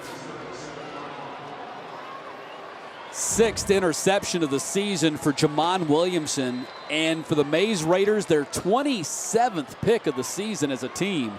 They have now forced 44 turnovers this season. That's impressive. Very impressive what this team has done to get here to the Georgia Dome. And now some time on the clock. Yeah, now if you're Northside, you got to be careful because Mays has already shown you their big playability. And they don't have to strike Prior to deep. the snap, false start, offense, 5-yard penalty, First down. Yeah, Larry, they don't have to strike deep. They just got to get it to one of their playmakers in space and let his speed take over. That's the thing. You don't have to see a play like we just saw there from Oliver where you got to go downfield 30 yards. You're exactly right. If you can make the 8-yard pass to the crossing receiver and you've got the other receivers blocking and they're more than happy to do that, big things will happen, and that's how they've been able to make so many big plays here in this playoff run to get to the title game. Langford gets the handoff. First carry of the night for Durante Langford. Only 122 yards rushing on the season, 12 catches, but a guy that Corey Jarvis said was probably their MVP during the regular season because he can play wide receiver, running back, wildcat, quarterback. They use him for so many different roles. Under 50 seconds to play in the half. Adderhold with time. Finds a man in space, and that's Langford for a first down. Had he been able to keep his feet, he would have probably gotten another 10 yards. Yeah, 16-yard pass play there, Matt. It's one more look at this. Again, this is what we're talking about. And keep in mind, again, he's got this big, beefy line. The smallest guy goes 305. So he's got a bunch of 300-pound guys in front of him. That's why he has so much time to sit back and wait for the receivers to clear. That was a great, patient play right there. Quarterback to receiver. They made eye contact. He saw him on the run, broke away from his defender. Nice pass on the run to thread the needle and keep it away from the defender, get it into his hands, and get into Eagle territory. Let's check the call here, stopping the clock with 28 seconds. And Mays does have 2 timeouts remaining. Prior to the snap, illegal substitution. Defense, 5-yard penalty, previous spot. First down. Doc Roby, our referee, illegal substitution penalty against Northside. Fortunately, they don't have the clock runoff rule here. They wouldn't put the time back on the clock here for Mays, so it's running again. Adderhold fires and complete at the 28-yard line to Tyshawn Brown. This may bring up a 15-yard gain there, Matt. This may bring up again the big kicker, Keenan Anderson, who's 6'6", 380, and maybe the biggest place kicker in the history of football. Certainly, I think in the history of Georgia high school football. We're getting into his range now for a field goal attempt. Corey Jarvis says 45 yards. Keenan Anderson might be able to hit it.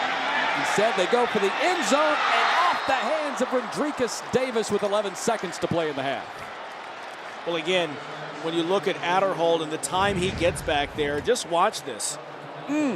So close. But he's got the confidence right now. He knows he's got all kinds of time. He can wait for these receivers and just pick which guy is open. And again, Mays has 2 timeouts remaining, which means they have the luxury of throwing in the middle of the field. They can use a timeout to get a field goal unit on the field if that's what they're inclined to do here. They run it. Langford, nothing to do it. They're going to have to burn a timeout here, and they do with 7 seconds to play in the half. Tried to catch Northside thinking pass, and Northside was there to swallow it up. Nice defensive play there, because you're right. You're thinking in that situation. And let's see, there he is. It's number 75 is who we're looking for. 75 is Keenan Anderson. You mentioned earlier he's committed to Florida A&M. By the way, FAMU back in the 90s had Wally Williams, who was an offensive lineman, who did some punting before he went on to play offensive line in the NFL, the Cleveland Browns. So going to a program in FAMU, there he is, 75, that doesn't mind having a lineman step back and kick. I don't know if he's going to do that down in Tallahassee or not. We'll see if he does it tonight. They had their season on the line against Jones County in the quarterfinals. It was the only home playoff game that they had in this 4-game run to get to the Georgia Dome. Jones County down to the final play. They are down. They're losing by 3, 41-38. Instead of trying to kick a field goal, they went for the touchdown on the final play. Adderhold completed a 17-yard pass to Julius Whitehead as time expired, and they won the game 44-41. Wow. And Corey Jarvis was asked, why didn't you go for the field goal there? He goes, I didn't think we'd make it. So he made the right call, and it looks like he doesn't think they're going to make a field goal here either because they're going for it with 7 seconds to play in the half. Adderhold scrambling. Time's going to run out. This is the final play of the half. He's got a man open. Touchdown! Rodriguez Davis. Oh, my goodness. Northside let him slip in behind the defense. He was standing alone in the back of the end zone, and shades of Jones County all over again, except this is the end of the first half. A touchdown as time expires in the second quarter, and it's 18-7. Yeah, TCSG replay right here as we talked about Adderhold all kinds of time. Look at this. Again, he's got the time. Wait for somebody to get open. If you're Northside Warner Robins, you've got to stay accountable for all these speed guys who can get a chance to go and catch a ball for you. And the Mays crowd right now, you can hear really coming alive over here on the opposite side behind the sideline, because they're going to go for two now. Again, try to make this a 13-point game. To Carter, jump ball. He caught it, but out of bounds. So the 2-point conversion fails, or maybe he didn't even catch it. Either way, wouldn't have mattered. He was out of bounds, but what a finish to the half for the Mays Raiders. A 29-yard touchdown pass from Asanya Adderhold to Randricus Davis. Second time they've teamed up for a score here in the first two quarters. And Mays has an 18-7 lead on Northside as they head to the locker room. Just a nice touch right here. Two veteran guys. Adderhold, the senior, Davis, the junior. Well done. Down to John Nelson and Corey Jarvis. Thank you very much, Matt. Jones County luck all over again, except it was the end of the first half. Yeah, our quarterback, he's a strong kid, and, he's doing a good job right now for us. Defensively, you're keeping Jordan and that high-powered running game in check. The key from your perspective is what? Pressure just in general? Well, I think, we got to make sure that we keep hitting him. He's a big kid. He's a strong runner, and we just got to make sure that we keep hitting him. And when we get a chance to wrap up the quarterback and contain him, because he's a heck of an athlete, we got to make sure that we contain him as well. Thanks for your time, Corey. Okay, thank you. Send it over to set, because the halftime show with Mark and Raven starts right now. Thank you very much, John Nelson. Coming up on our GPB halftime show for this championship weekend, we'll hear from both marching bands. Plus, John Nelson is going to talk to the winningest coach in Georgia high school history. Plus, Grace Olson talks to some proud parents. And then joining us online are you, the fans. We want to hear what you have to say about this great game. That's all coming up on the GPB halftime show, so don't go anywhere.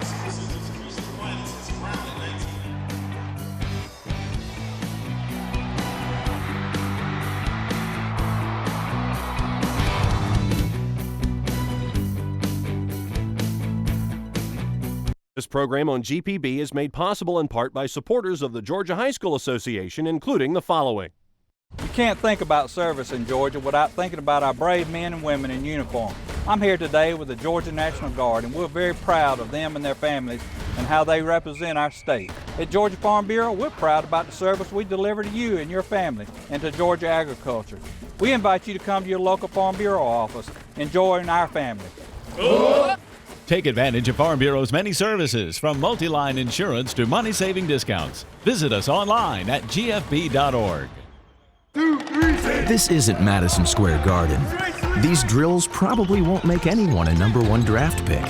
But these players are practicing for something important.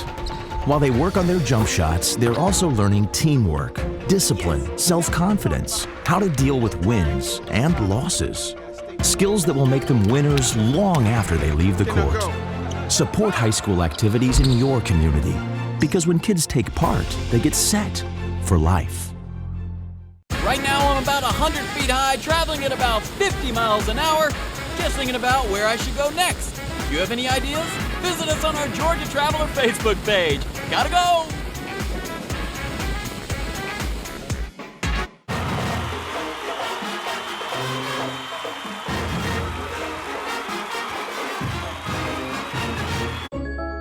Providing safe, affordable, and reliable electricity requires more than bucket trucks and utility poles. These are the faces behind your power. For more than 75 years, Georgia's nonprofit, member-owned electric cooperatives have been on a mission to brighten the lives of more than 4.5 million Georgians.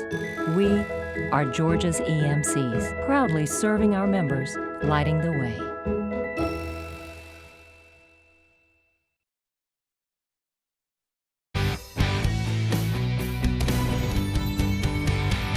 That show is dedicated to Atlanta's own and Mays High's own Welcome back to the Georgia Dome. We are live here at the GHSA Championship Weekend. 5A game going on right now. Mays looking for its first ever state championship. The Northside Warner Robert Eagles, they are looking for their third state title. Mays is heading in the right direction right now. The score sits Mays 18, Northside Warner Robins 7. And GPB wants you guys to stay connected. You can go online, check us out there, or download our GPB Sports app. But the person that knows all about this is Grace Olson. Grace, what we got going on over there? We have so many people tweeting us. We have so many loyal viewers and football fans watching. So I'm going to give you guys some airtime and share with everybody what you're saying to us online, on Twitter, on Facebook, on Instagram.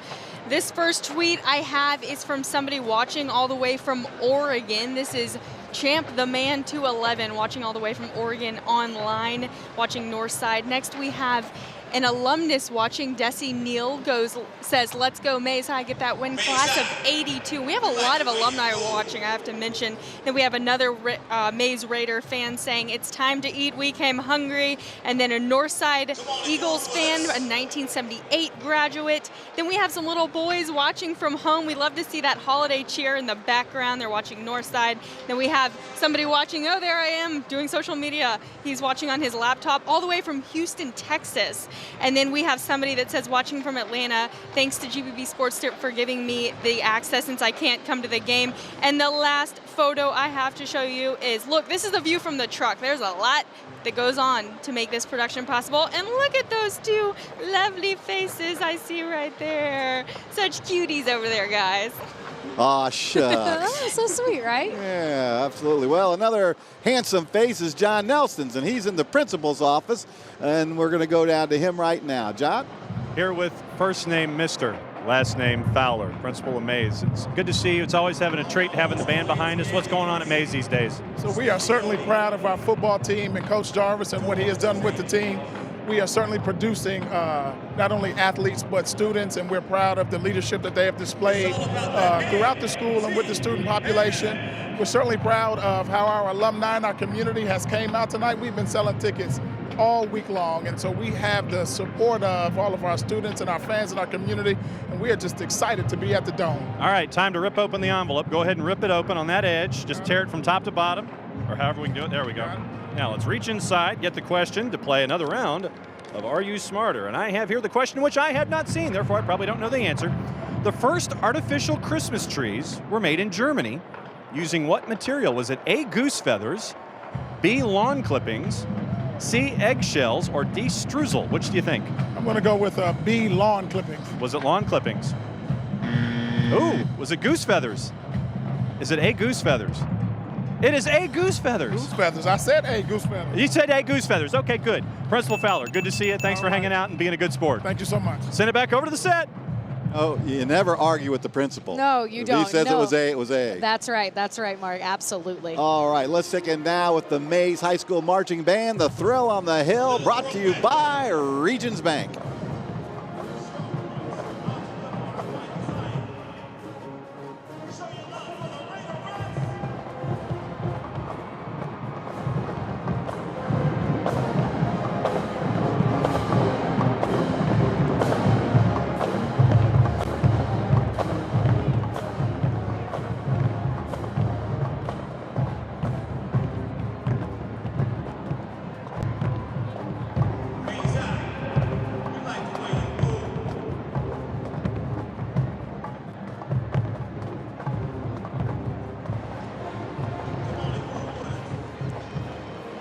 Outstanding job by the Mays High School Marching Band, brought to you by Regions Bank. Coming up on the GPB Championships halftime show, we'll hear from the Northside Warner Robins Marching Band. They're good too. That's absolutely right. And plus, we'll do another edition of Are You Smarter Than Your Student? John talks to the winningest coach in Georgia history, high school football history, I should say, and we'll meet the proud parents of one of our players. That's all coming up on GPB's coverage of the championships.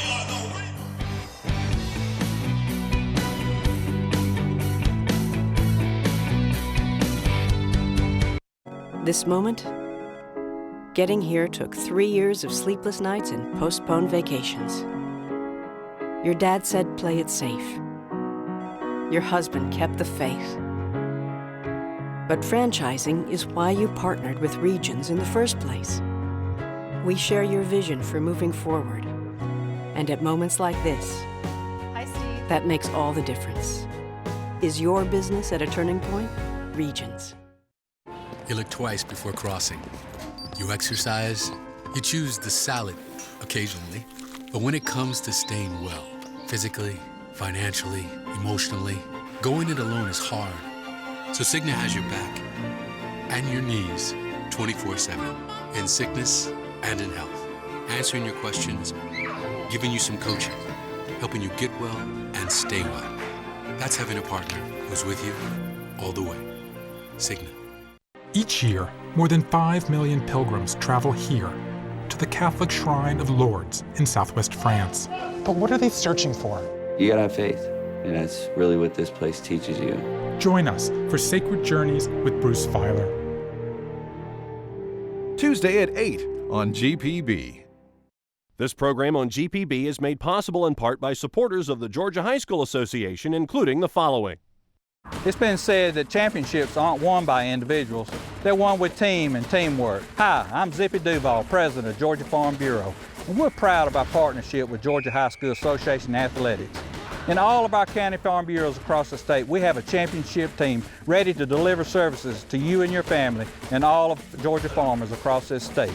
We invite you to come to your local county farm bureau and be part of our team. Go team!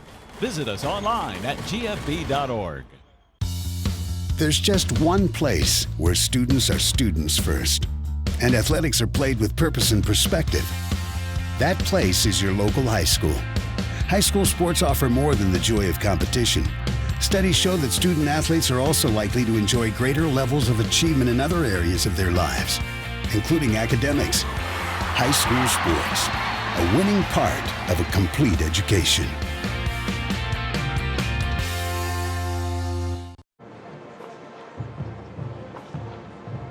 Welcome back to the Georgia Dome, to the 2014 GHSA Football Championship halftime show here live on GPB. We've had nice crowds all day long. That's right. We're midway through the Class 5A state championship title game. And Mays is leading 18, Northside Warner Robins not too far behind 7, but they look like they might get that, the way they're playing, they might get that first ever state title mark. They could be. It's been a very good game. Mays has a lot on the offensive side, so we'll have to see. I know, I'm enjoying watching that quarterback. Now let's send it over to John Nelson for another round of Are You Smarter Than Your Students? Thank you very much, Raven. Time to catch up, Mr. Peavy. First name Mr., last name Peavy. Principal, Northside, Warner Robins High, or just Northside High if you live off north end of 237 down there in Warner Robins in Houston County. What's going on in Northside these days? Well, a lot of excitement. We have a lot of traditions going on, and we've just continued that this year. One act plays, won another state championship, the 5th in a row. One specific thing that's really unique is we have a senior this year, Miss Olivia McMillan, and she went and won Miss America's Outstanding Teen. So competed against girls from across the country and represented Northside and herself very well. We're very proud of her. It's time to play the game. As you're representing yourself very well, go ahead and, if you would, please rip the edge of the envelope from north to south so we can get the question out of here. Time to play Are You Smarter Than Your Students? And it'll take me 20 minutes to get the card because my fingernails never work. Here we go. Question number 2, which I have not seen, therefore I don't know the answer. Which of these names did A Christmas Carol author Charles Dickens not consider for the character Tiny Tim? Was it A, Little Larry, B, Puny Pete, C, Small Sam, or D, Diminutive Dave? Our drum major out there went on Jeopardy, so he could probably do better than I, but I'm going to guess, that's a true story actually, but I'm going to go with Puny Pete, B. Diminutive Dave. Who'd have known? Who'd have thought? And the production crew had a hard time with it too. So across the board, you're far smarter than we are. Thanks for hanging out and being a good sport. Thank you very much. Good to see you. I'll send it back over to the set. Minuscule Mark could have been a name in Dickens's character book. It's true. Could have been. All right, let's check out the scores from today and for tomorrow coming up. First off, the first champion crown today was Hawkinsville. They beat Irwin County in the Single A Public School Championship 15-6. The 3A game was outstanding. Both teams were undefeated coming in. Calhoun wins the 3A championship 27-20. And in this 5A game, it is Mays leading Northside Warner Robins Eagles 18-7. That's right, and tomorrow we'll kick things off bright and early at 10 a.m., and it starts off with the Single A Private School Championship game. It's Eagles Landing Christian Academy taking on Mount Perrin, and then in Double A, Benedictine taking on Greater Atlanta Christian. And in 4A, the Buford Wolves are looking for their 11th state title against St. Pius. And in 6A, Archer, for their first time here for a state title win, and they've only been playing since 2009. They'll be taking on to a team that's been here before, and that's the Colquitt County Packers. You know, that game is going to be just an outstanding game. Colquitt comes in, they're undefeated, they're 14-0, they're ranked #1. But the Archer Tigers, we've had them on GPB's Football Fridays in Georgia. They are red hot. They've won 11 games in a row, and their last 3 games, they've scored over 50 points. That should make for some interesting football out on the field, you know, John? It really should. John, you're Mark, not John. That's okay. John is almost over there. here. He's coming in just a minute for another John's Georgia. But that 6A game, a lot of people are watching that. Coach Rush Probst has done just a sensational job since he took over down there in Moultrie. Colquitt County's fans are rabid. They're just very excited about their team making it all the way to the Georgia Dome for the final. So we're going to have to see what happens there. Absolutely, and it's always fun to watch Coach Probst in interviews. I don't know, I always enjoy that. I've interviewed him a few times, and I enjoy talking to him. It's fun, and you never know if you're going to get the excited guy or maybe down to business, but a little bit of variation of everything. All right. Well, now let's bring in John Nelson, the author of 4 books, 2 on high school football in the great state of Georgia. A segment we call John's Georgia, brought to you by Georgia EMC. And today, John's going to talk to one of my favorite guys and the winningest coach in Georgia history. And it's his first year of not coaching high school football in Lincolnton and Lincoln County since 1970. And we caught up with Larry Campbell, who's taken it a little easier these days than he has the last 4 decades. 477 wins. First year, 1972, the only year the now retired Larry Campbell had a losing season in Lincolnton. But for the 11-time state champ, third winningest coach in U.S. history, they always say, whoever they happen to be, that when it's time. And he did. But I don't know, it just got to a point where I decided I didn't want to go through spring practice. And if you don't want to go through spring practice, that is a key thing. If you're not looking forward to spring practice, you may not. It was time to get out. And for the first time ever, I just was not looking forward to spring practice. The team longtime defensive coordinator Kevin Banks went through the standard growing pains, but are heading into this week's game with Aquinas at 6-2. Coach Campbell has faith in what his Red Devils will be down the road under Coach Kevin as he's replacing Larry Legend. We got a good football team, not great this year, but better. Probably a little better than average.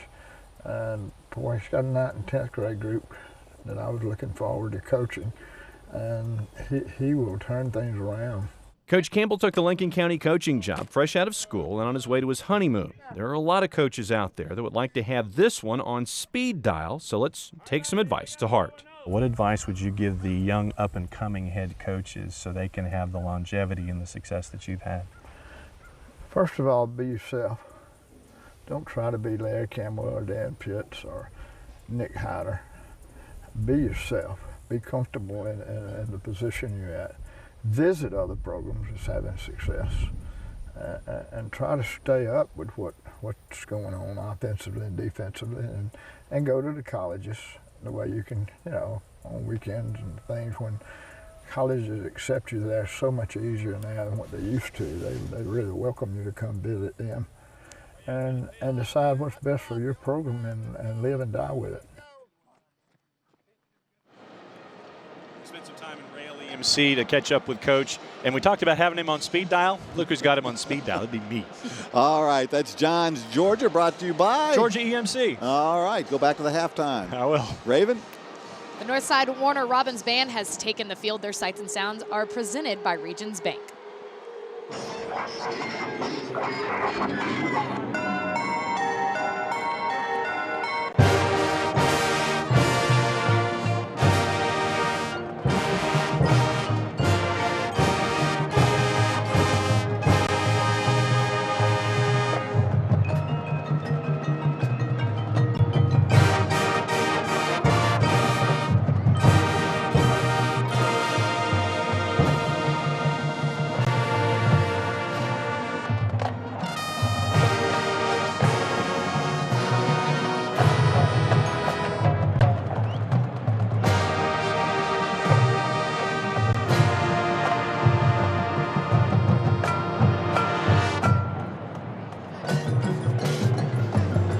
Now let's send it over to Grace Olson for another edition of Rent Check. Hear me?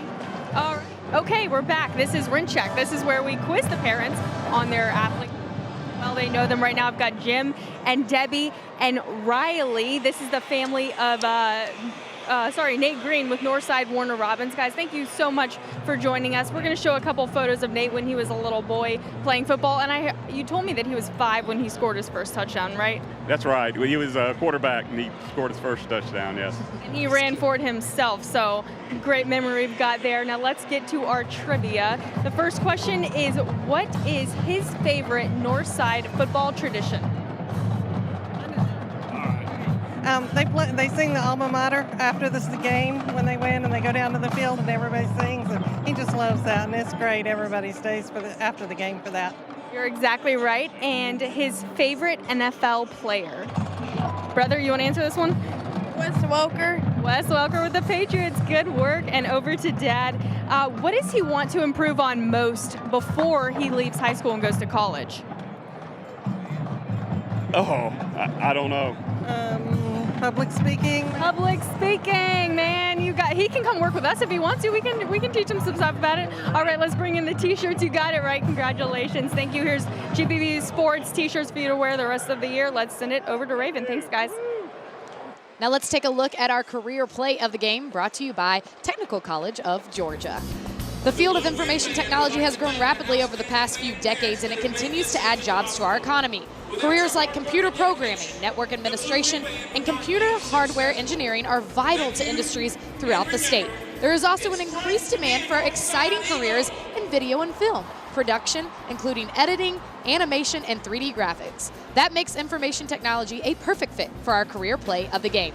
This message is brought to you by the Technical College System of Georgia. You can visit them at tcsg.edu for more information on starting your new career. All right, you ready for the second half? I am. All right, Mays has a chance to win its first ever. Northside Warner Robins has a chance to win its third. So we'll see what happens, right? Absolutely. Can't wait to see what happens. All the action on the field. All right, 24 minutes of action in the regulation at least.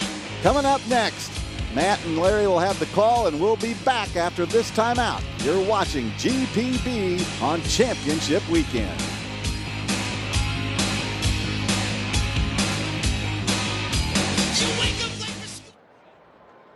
This program on GPB is made possible in part by supporters of the Georgia High School Association, including the following. Developing leaders for Georgia agriculture is very important to us at Georgia Farm Bureau. Hi, I'm Zippy Duval, President of Georgia Farm Bureau. Just like high school athletics, it develops leaders for our community and our state. We at Georgia Farm Bureau think it's just as important to develop the future leaders of Georgia agriculture. Our national security depends on it. Take advantage of Farm Bureau's many services, from multi-line insurance to money-saving discounts. Visit us online at gfb.org. During this performance, one student will drop out of high school. Be there for your big finish.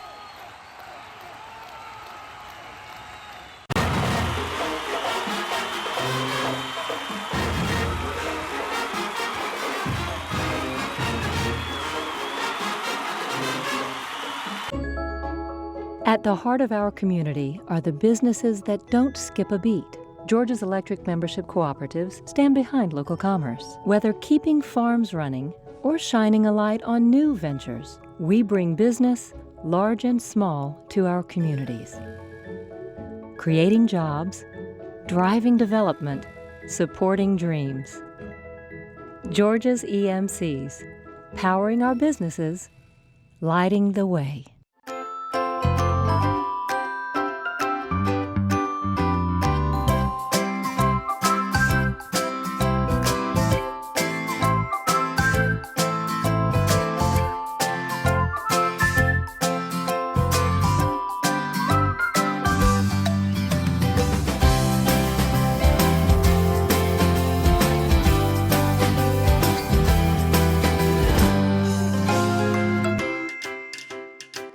Some questions can't wait until morning.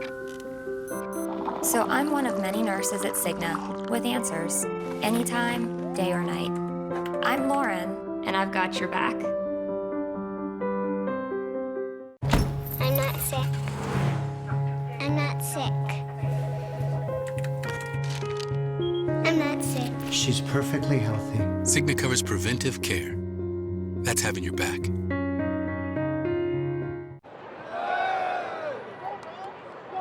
Welcome back. Georgia Dome getting ready for the second 24 minutes. The 5A title game. Maize leading Northside 18-7 at the break, getting ready for the third here with Coach Kinsler.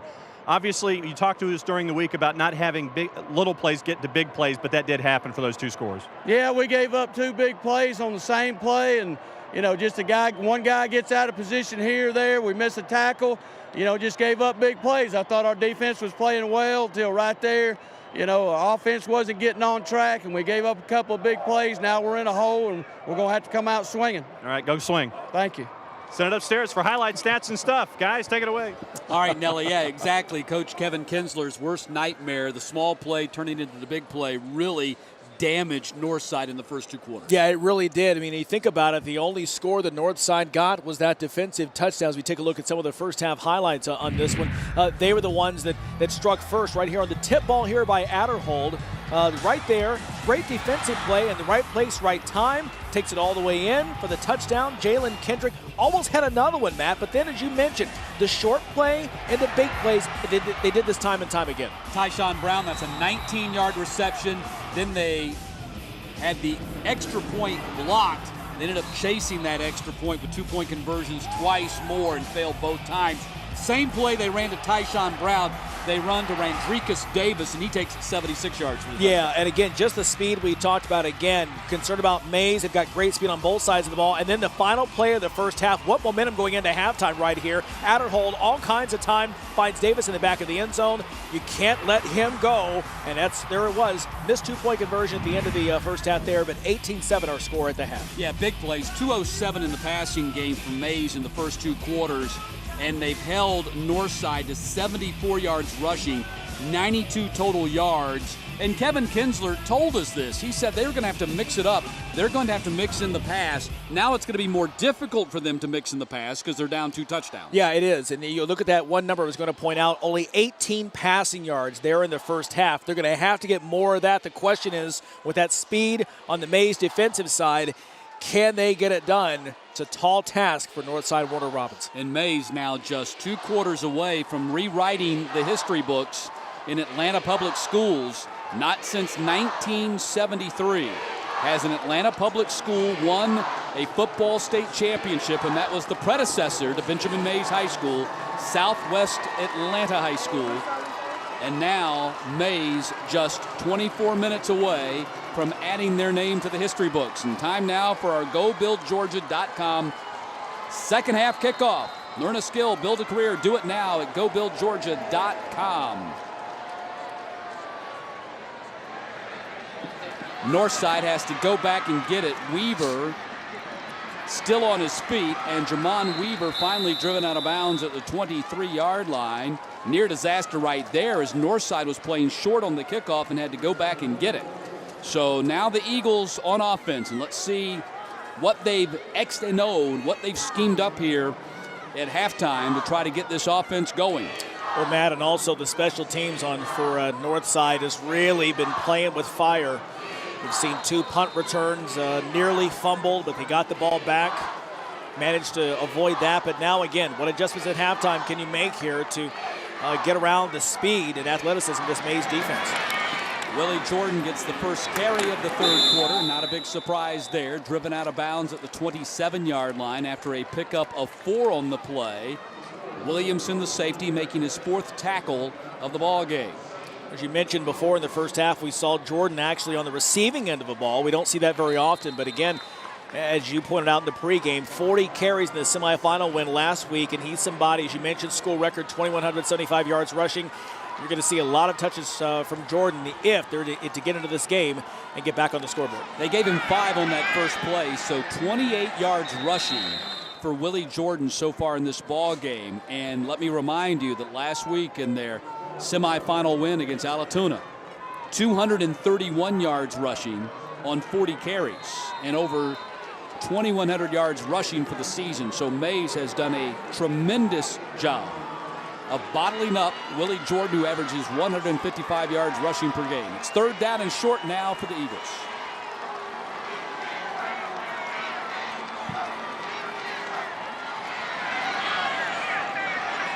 pitch. Weaver gets the first down. First time we've seen them run the veer offense and pitch to Weaver.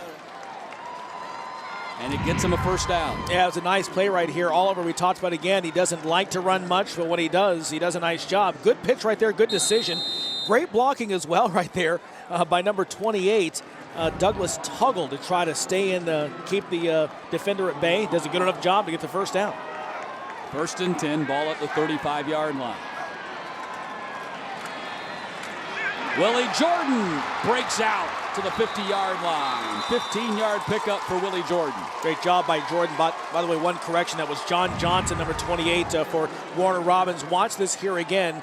Just a great hole right there. Look at the great block up there in the line to create that space. Outstanding job. And you know what? Right now, the Eagles coming out strong with back-to-back first downs. That's a positive.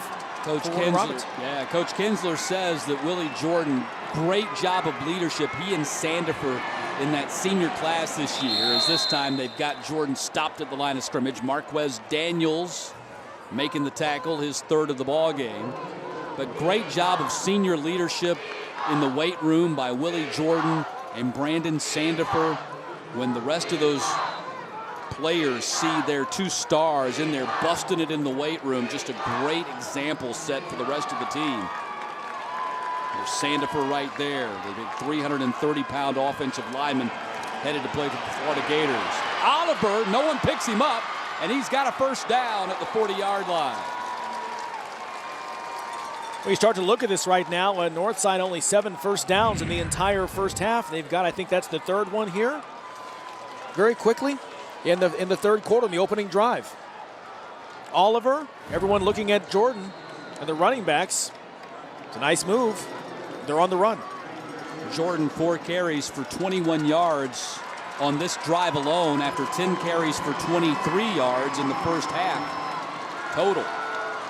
1st and 10 for the Eagles at the 41. Strong opening drive. Nothing doing on that carry right there, as Oliver got grabbed by the ankles by Rutherford, Shaheem Rutherford, the Sam linebacker. A couple of tackles here tonight. 96 tackles on the season for Rutherford, who at 5'9", 205 is really more of a safety playing linebacker.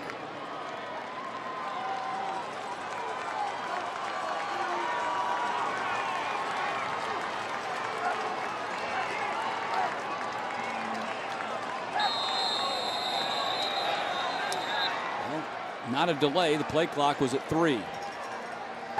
Prior to the snap, false start, offense, beat 2nd down. Saw Oliver trying to make a change and audible there at the line. And you'll remember, Larry, back in that first half when Northside put together their first sustained drive of the half, they had it 3rd down and about 2 and got a false start penalty that killed the drive. And now they get a false start penalty here. The read by Oliver, keeper by Oliver. Oliver, ball is out, still loose. And May says they have it.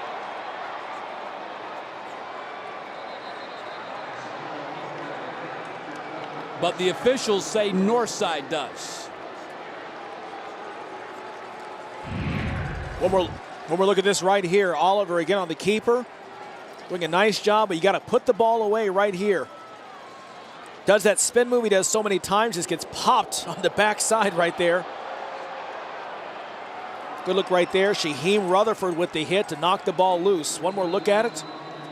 Actually, I think it was Kevis Montgomery. It was, you're right. And I believe TJ Anderson saved Northside right there by being in the right place at the right time. He was on the ground and the ball fell right at him. 3rd down and short.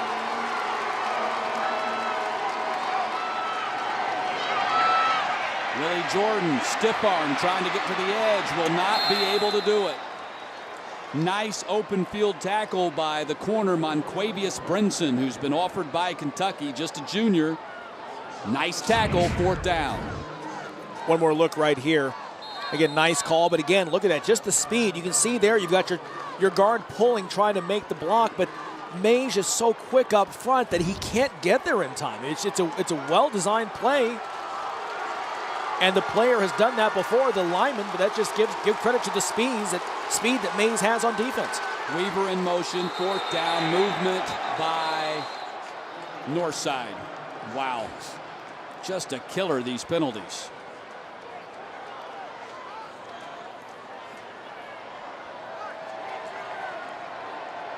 Go straight at him. Prior to the snap, false start, offense. So it was already 4th and 3. Now it's 4th and 8. And you're going to punt right here. Yeah. You have no alternative. Yeah, you can see Coach Kinsler, as soon as that happened, call for his punt team. That's frustrating. Those little things. You've been on the move. You've moved the ball really, really well. One of the better drives you've had on offense this entire game. And that's twice. The 2 sustained drives they've had in this game, they've killed with penalties at the line of scrimmage. Just ticky-tack penalties. And Alonso stands back at his 48 to kick. High snap again. Alonso has to go get it. Quick kicks it out of there. And Northside has a chance to drop him inside the 5, and they do. Nicely executed. Alonso's twice had to get up there and save a high snap. And this time he executes it perfectly. A 38-yard kick that's going to pin Mays at the 2. Yeah, nice job right here. This has been, and as you said, he's saved him a couple of times. Look at that angle. Great camera work right there with the defender coming right into Alonso's face. Getting that away. Nice job right here by Daly. Really impressed with him. Just the instinct to run to the 1-yard line like you're taught to do. Turn around, find the ball, make sure it doesn't get past you. And let's see if the Northside Warner Robins defense can make a stand right here. Now this is where Northside needs to get a turnover. Their defense needs to do more than make a stand. They need to get the ball.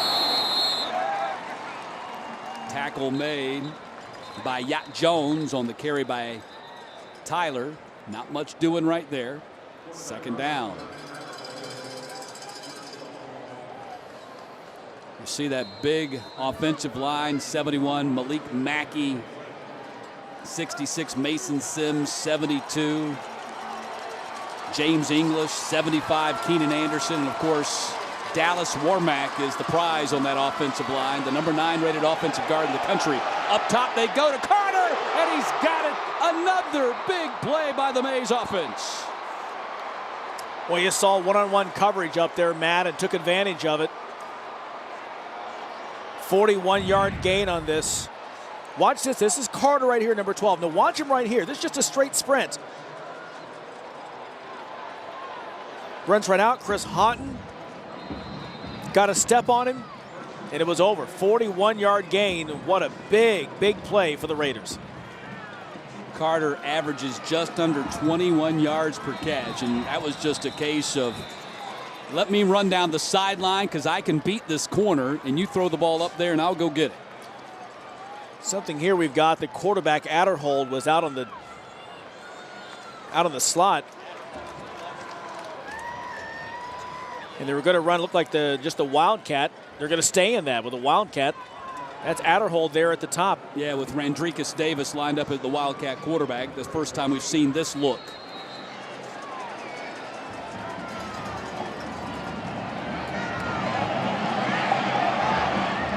And Randricus Davis, after the 5-yard mark off against Mays, close to the original line of scrimmage. Chris Houghton there on the stop. They've done this a little bit. Davis with 197 yards rushing and a couple of touchdowns on the ground this season. And now they've got Adderhold back out there in the shotgun.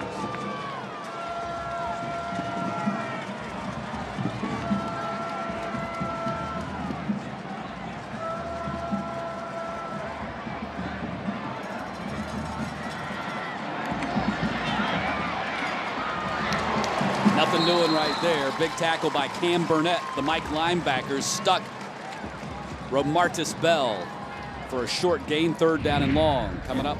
Tyree Williams there as well. Watch this. Just a great move right here. Avoids the tackler. That was Anderson a bit slow to get out there and make that block. But, you know, despite that play, they didn't get much right there. This Mays offense right now has looked really, really confident since that late score to end the first half. They've looked very confident, much different than what they looked on their first 2 or 3 series of the game. Pump fake, got Carter, cannot connect. That would have been a touchdown. And you see Houghton just collapse to his knees because he knows he just got saved by the governor right there. Got a pardon. He got beat badly. That's right. I mean, he got that call right before they flipped the switch because he got burned. And he was happy that they didn't connect. Yeah, well, I think that the Mays coaching staff, clearly they see something in that one-on-one matchup over there. And they're going to see, I mean, look, like you said, we saw one big play, one connection. That was almost 6 more right there. Try to deliver a knockout punch. Spence, who's had a really good night punting. This is kind of a dead ball punt, bounces backwards. This is the first time he really has not kicked the ball well tonight. And so Northside will take over at the 30-yard line, and now we're down to 4.5 minutes to play in the third quarter. Northside down 11. Time will start becoming a factor shortly.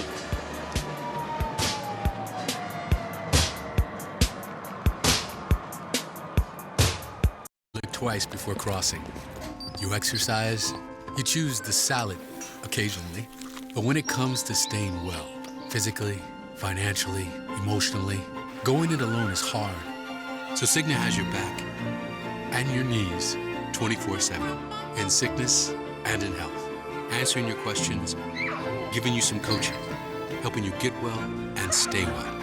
That's having a partner who's with you all the way. Cigna. Kevin Kinsler's got his team in the state finals for the first time since he's become the head coach, and they're down 11. Corey Jarvis, his team 16.5 minutes away from winning the state championship for the first time in school history.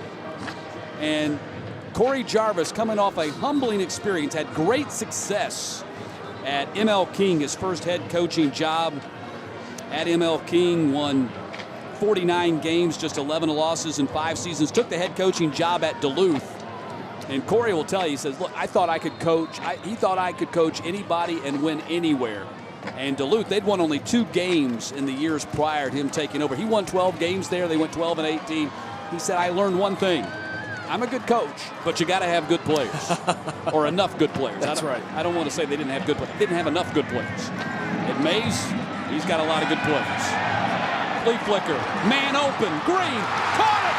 That's going to be a touchdown for Northside. Razzle dazzle 6 for the Eagles. What a great play, Matt, right there. We talked about, again, you got to get something going.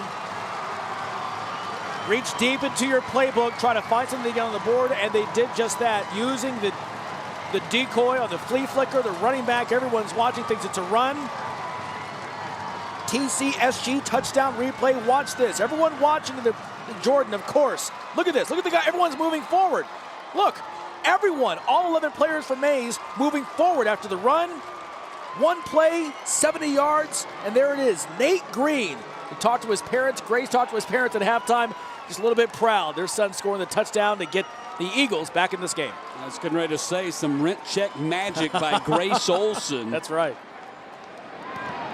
And Alonzo with the PAT to make it 18-14. And guess what? Northside Warner Robins is back in the game, folks. The flea flicker caught Mays unawares. 70 yards. Oliver with just his 7th touchdown pass of the season. All Green had to do is not fall down. That's right. And he didn't. Great play, great reaction. Look at Coach Jarvis. Well, hey, Coach Kinsler got you on that one. Coach Kinsler said, not so fast. That's right. That's right. Game's not over just yet. Hey, all of a sudden, we've got a ball game now, 18-14. That's just a great play call. Nate Green, the senior, one of the 40 seniors on this roster. Just his 2nd touchdown reception of the season. One more look at this, Matt, again, and watch this very quickly. And the key to this is you have to sell it. And then you've got to defend guys in the backfield right there. Green all by himself. The senior, what a play. You know, I really love both coaches reaching in deep and seeing something that works here. They tried some things early on, couldn't get anything going. It was their first offensive touchdown of the game. We've seen on the other side where Mays, again, sees something with Carter in the one-on-one matchup with Houghton, trying to exploit that. What a great play here. It's what makes high school football so much fun when you get just the ingenuity of the coaching staff and the players to come together and make something happen. From the 20-yard line, Tyshawn Brown. And Tyshawn Brown, after the short kick, returns it 18 yards to the 38, and that's where Mays goes back on offense. And now Mays, they had that comfortable 11-point lead. They seemed like they were in control of the ball game, like they could pretty much do whatever they wanted to. They could hit the big play, and now they got some pressure on them. They can't go 3 and out now. Yeah, absolutely. Now it's a ball game because you know what? There are other tricks up Coach Kinsler's sleeve, I'm sure, that he will unveil here in the second half. Well, and plus, now you can get back to running Willie Jordan's son. That's right. Because now you planted a seed that we might do something.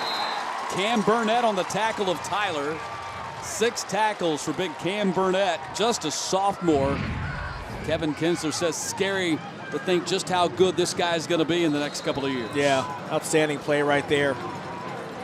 Burnett, another big boy. Like you said, just a sophomore. You know, you score and it kind of gets everyone else, even though the defense, they get fired up. Adderhold under a rush, got away from the sack. Isaiah Johnson had him, and he ends up throwing it out of bounds. Johnson had a clean shot at him and couldn't get him on the ground, but it is an incomplete, now 3rd down and 9. Yeah, one more look at this again. How about this? After the big touchdown for Northside, Warner Robins, now back-to-back big defensive plays. Adderhold, I don't think has been touched the entire game. And yet he had to run for his life on that one. Brings up 3rd and long now for the Raiders. Good job by Adderhold not to be taken to the ground by the big 275 Isaiah Johnson.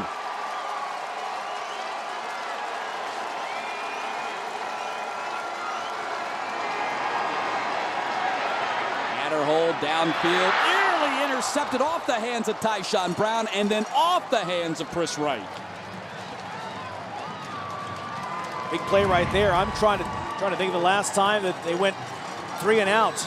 I'm not sure they have since their first quarter. One more look at it again. Boy, the tip balls. North side has just been they picked off 1 tip ball, ran it back. They've had chances at 2 others and couldn't quite come up with it. Great defensive series right here. The last 3rd and out for Mays was back late in the second quarter. So again, nice effort here by the Northside defense. Houghton from the 30. And ends up back at the 28-yard line. The open field tackle right there by the Mays Raiders. Samuel Lee. 31 yards on the punt. Now Northside with 3:24 to play here in the 3rd quarter and back in the ball game. Let's see if they get back to their grounded out defense, or rather grounded out offense. Have not been able to run the ball like typically they are accustomed to, averaging 332 per game on the ground. Let's see if that trick play loosened up the Mays defense just a little bit. They got 8 in the box, so not too loose. And Jordan runs right into the arms of Tobias Little. Just a couple of yards right there. Look at that, count them, 5 on the front line, 3 on the next line. That's 8 in the box. Yeah, they're going to do that as much as they can right now. And again, that's how they got the touchdown. Northside Warner Robins, because all those players all bunched up and they were all moving forward on the fake run before it was pitched back to Oliver for the touchdown pass.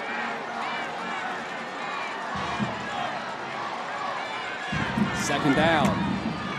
Oliver as a pitch man, keeps it himself out to the 50. 18 yards for Tobias Oliver, and now Northside got the offense cranked up and rolling. Yeah, check this out again. We like this right here. Fakes right there to Anderson, keeps it himself. Everyone's so focused on these running backs for the Eagles as we've got an injured player now on the field for Mays High School. Yeah, that's the last thing Mays needs is another defensive player down. And another linebacker as well at that. That's Kashi. Actually, it's Xavier Lewis with 38. Yeah, Xavier Lewis has had a pretty active game here tonight with 3 tackles. And so they're looking at him right now. Georgia Outdoors, GPB's Emmy award-winning nature series, hosted by Sharon Collins, explores the beauty of our state through all 4 seasons of its glory. And find out about Georgia's remarkable natural habitats and the efforts to protect them. Georgia Outdoors, Sundays at 7:30 on GPB. New episodes coming next month. So Xavier Lewis able to get to the sidelines on his own 2 feet. Hopefully he's okay. But as Larry mentioned, Evan Price, the starting Mike linebacker, MRI on Thursday. He was thought to be questionable.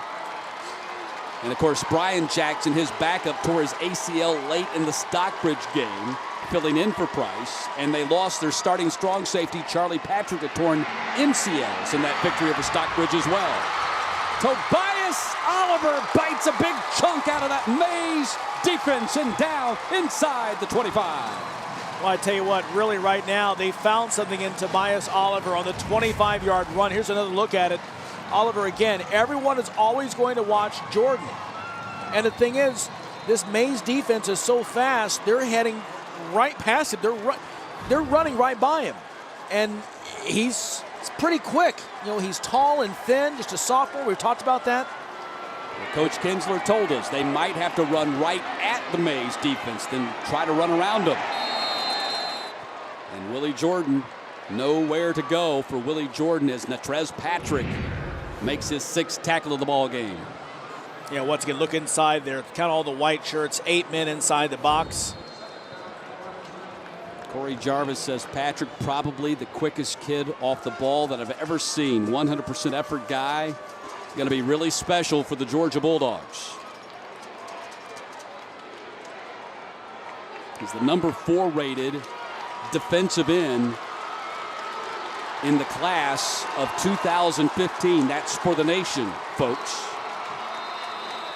And a timeout called by Northside. Play clock was down to 0, and the coaches bailed out Tobias Oliver. You know, they had trouble communicating there in the huddle and getting everyone in position. Let's check in with John Nelson on the sideline. Here on the Mays side, it is a big case. It is the largest case of positive reinforcement that I have heard in a long time. The coaching staff specifically reminding the offensive line, I believe in you. Say that to the man sitting next to you. I believe in you, to the man next to you, to the man behind you. So this is probably one of the bigger gut checks that they have had with Northside running right down their throat. And you want to talk a bunch of big gentlemen who are going to have a lot of weight on their shoulders in the next 13 minutes and 13 seconds.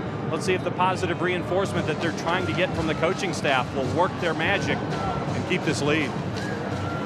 Well, Corey Jarvis told us that the loss to Creekside, that was their last loss of the season back on October 3rd, 5th game of the season, was a defining point in their season. Develop the character to put them on this 8-game winning streak that has them playing for the state championship. 2nd down. Oliver again, right up the middle. Tobias Oliver, they've got no answer for him right now. That's close to a 1st down for Oliver.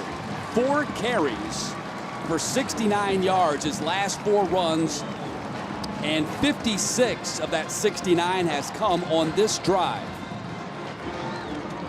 Big time game for the sophomore Tobias Oliver here in the 3rd quarter with his team down. Is there anybody right now on either sideline more confident than Tobias Oliver? You can just see it in his eyes right now. He believes. He fumbles it this time, picks it up, and he's going to be dropped for a loss. Body slammed by Tobias Lewis, who grabbed him and drove his helmet into the ground. Yeah, watch this. Tobias Little, watch this. Going to go right at him. Throw him down with one arm. With one arm, too. Plays the tackle position for this Mays Raiders team. A 6'1", 235 junior. Corey Jarvis, who played defensive back at Albany State himself, says probably a Mike linebacker at the next level. Second down and long now for Northside. Play action, up top, complete to T.J. Anderson at the 5. Very close to a first down, Matt. Got a flag down the play, though, back by the 25. It may be coming back. Penalties have just shot holes in Northside tonight. Illegal shift.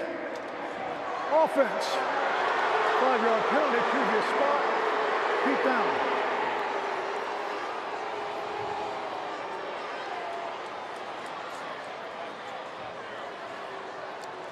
Wow, negates what might have been a first down catch at the 5. Very close to a first down. Let's see for the shift here.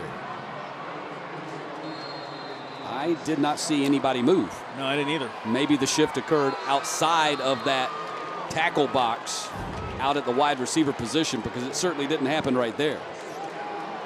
That is the end of the third quarter.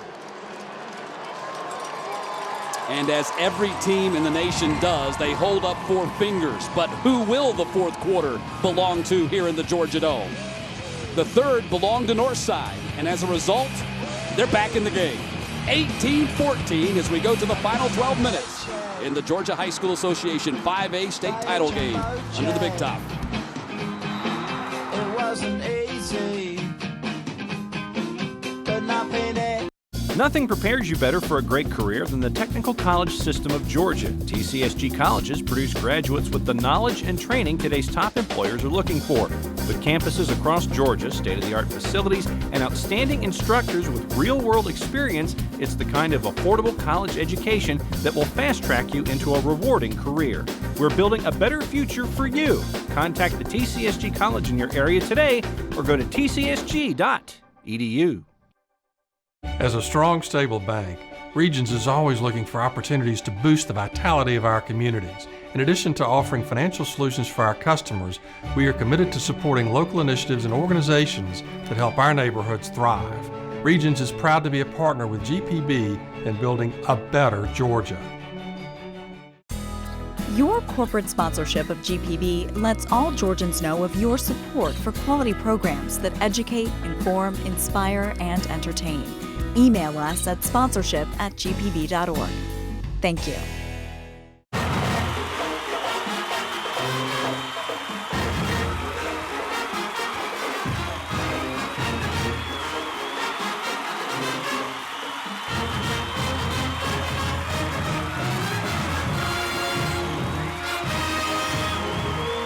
This program on GPB is made possible in part by supporters of the Georgia High School Association, including the following. Hey, great party. Oh, thanks. Here you go. 1 hamburger, medium well. This is well done. No. That's medium well. What? Are you calling me a liar? This thing is practically burnt. That's it. You're not going to come to my house and tell me how to cook a hamburger.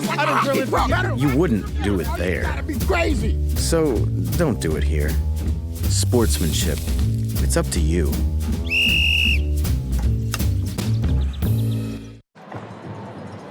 Welcome back to Atlanta to the Georgia Dome. Maize on top, 18-14 over Northside Warner Robins at the start of the fourth quarter. We asked you earlier in the game how many games Northside Warner Robins won between the seasons 2006 and 2008. The answer is 35, and all you social media lights at home were quick to give us that response. And since we don't just go by names now, we also go by Twitter handles.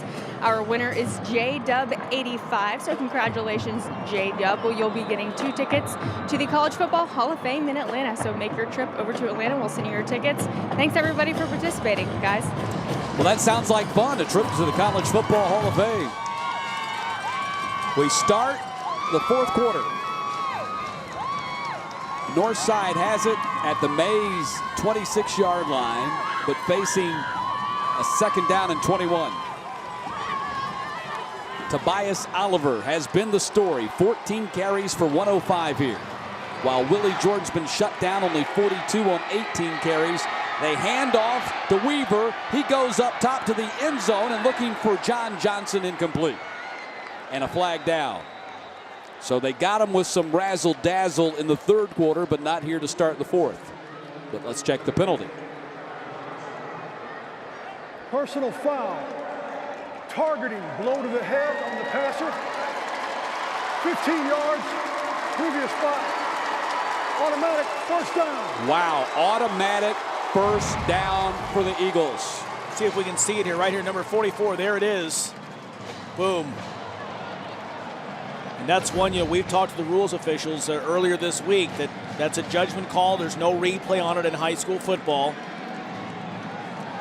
But they're going to do all they can in the referee's judgment. Antonio Nelson. Penalty on him. Eagles have it 1st and 10 at the 13, and a chance to reclaim the lead.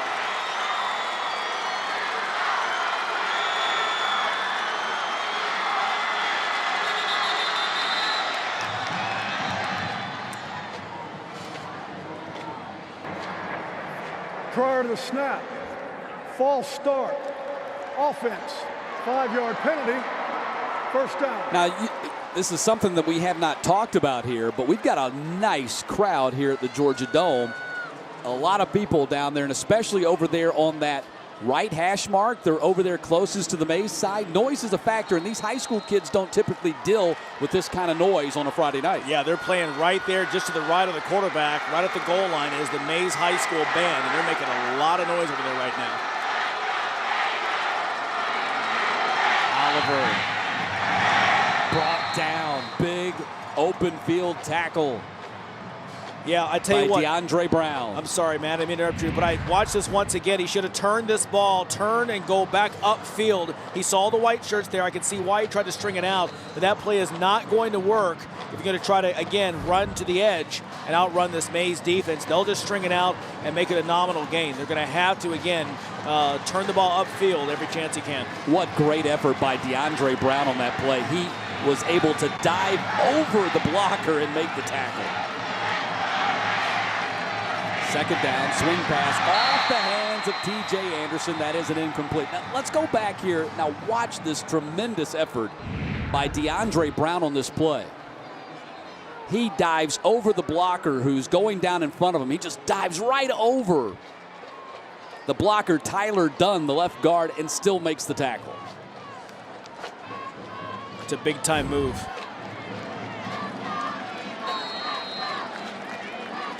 11 minutes and 11 seconds left in regulation in the state final.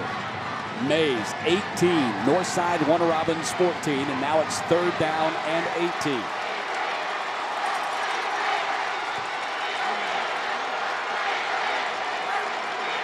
Northside does have Alonzo, a very good field goal kicker.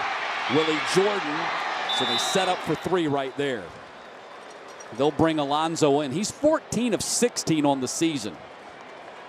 And this is going to be a 32-yard kick for Alonzo, the junior. He is 6 of 8 outside the 30, a perfect 8 of 8 inside the 30. And he's close to inside the 30 right here. This is a 32-yard kick. They've set him up perfectly right in the middle of the field. This is for a chance to cut it to 1.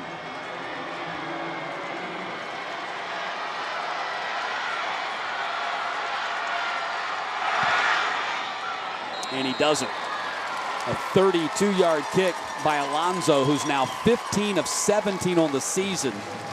And he's 62 of 62 on his PATs. That's pretty impressive. You know, what a turnaround right here in the second half.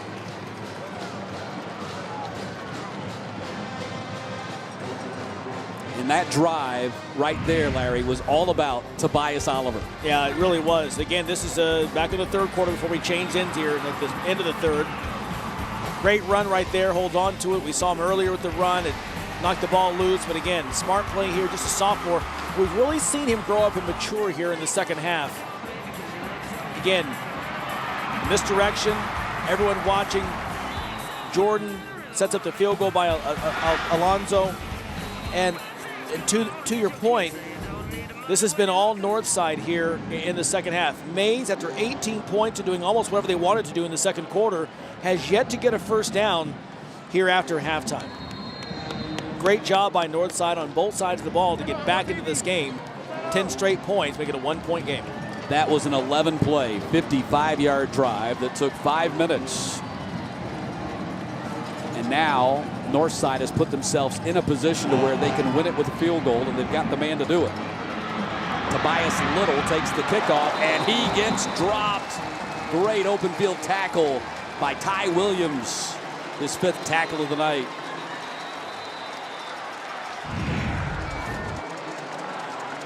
One more look at this. That's a great open field tackle right there. Tyree Williams with the open field tackle, and Tobias Little is still on the field. And we'll step aside while they tend to Tobias Little.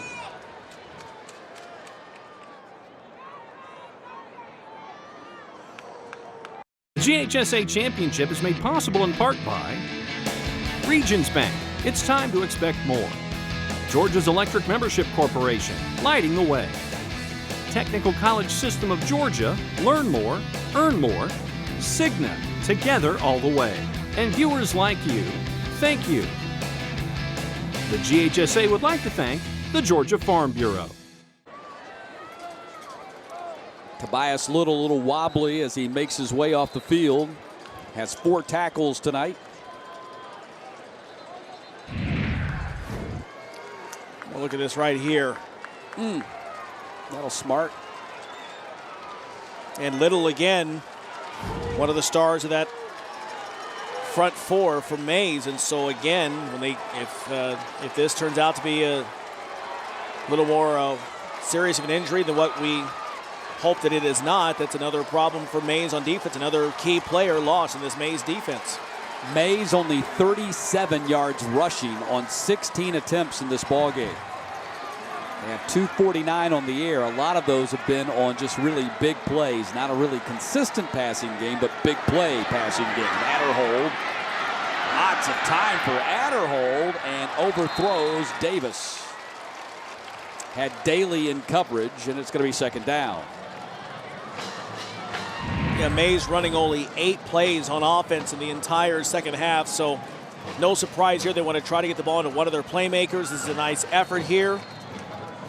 Sees Davis again get behind his defender. He did this very well in the first half, but couldn't connect on that play.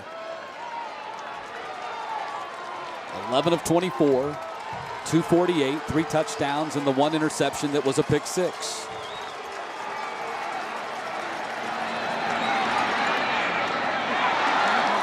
Off the hands of Tyshawn Brown, and Houghton was there to break it up 3rd down.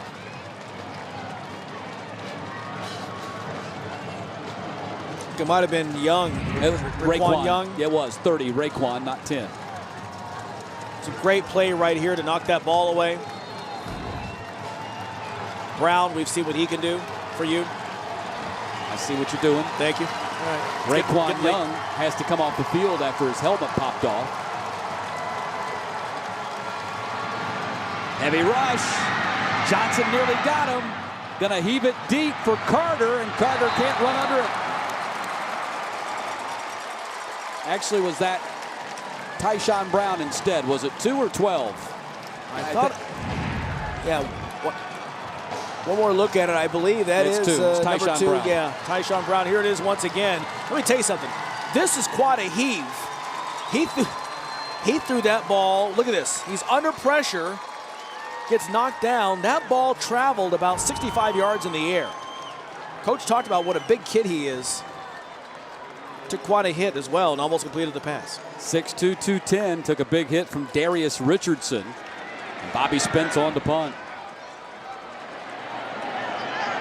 Houghton makes the fair catch at the 40-yard line, and Houghton gives them a 60-yard field to work with after only a 28-yard kick. Well, how about this north side Warner Robins defense, Matt? Again, they have not allowed a single first down. Only, I believe, 11 plays here for the Mays offense here since halftime, and no first downs.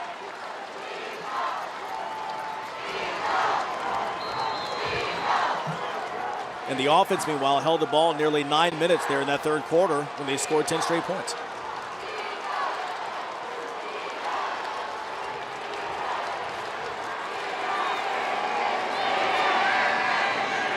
Shovel pass to Willie Jordan. Jordan got 6 on the play. I give Coach Kinsler a lot of credit again. We're seeing every time they have the ball, there's a different something that they're trying. We've yet to see a shovel pass. But again, watches the defense. That's Little back in the game. Good to see that for Mays, number 5 right there in the center of your screen. But once again, the focus, as you notice right there, was not on Jordan for the first time, but it was on Oliver because he's rushed for over 100 yards here in this game now. Oliver has been the big story for Northside tonight. Not with his arm, but with his legs. They run the zone, they run a pitch play, and Oliver keeps it. Patrick tried to take his head off and missed, and a first down for Tobias Oliver. Well, I love the effort by Oliver. Again, every time he runs the ball, it seems like something good happens. And for Mays, just poor tackling right here. You're trying to make the dramatic go in and just take him down. He weighs only 160. This is one tough sophomore, number 12 for Northside. Yeah, and Natrez Patrick rolls 245, and he survived the hit. It kind of stunned him for a moment. He's like, well, I'm still standing. Wait a minute. I can still run. I'm not down, and my head is still attached to my body. That's right.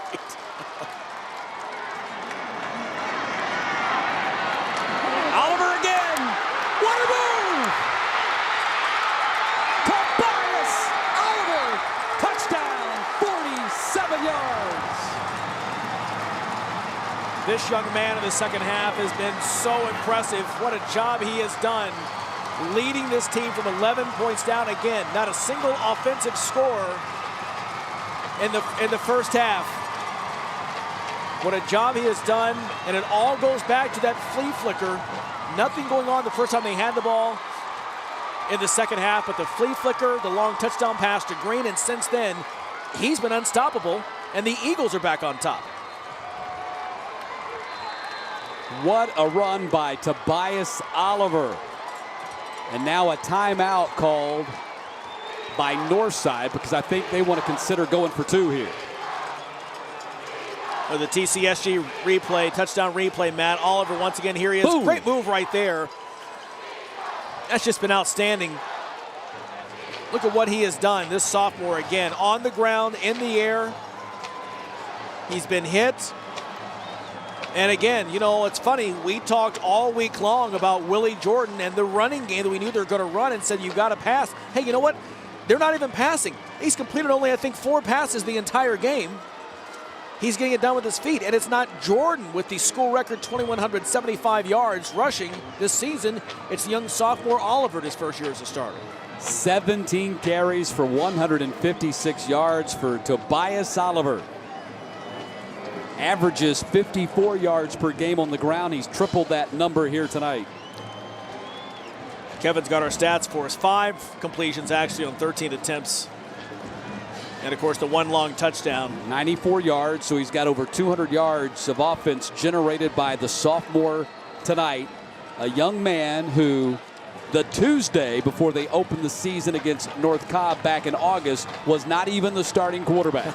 On Wednesday, he became the starting quarterback when Jermon Weaver had an appendectomy.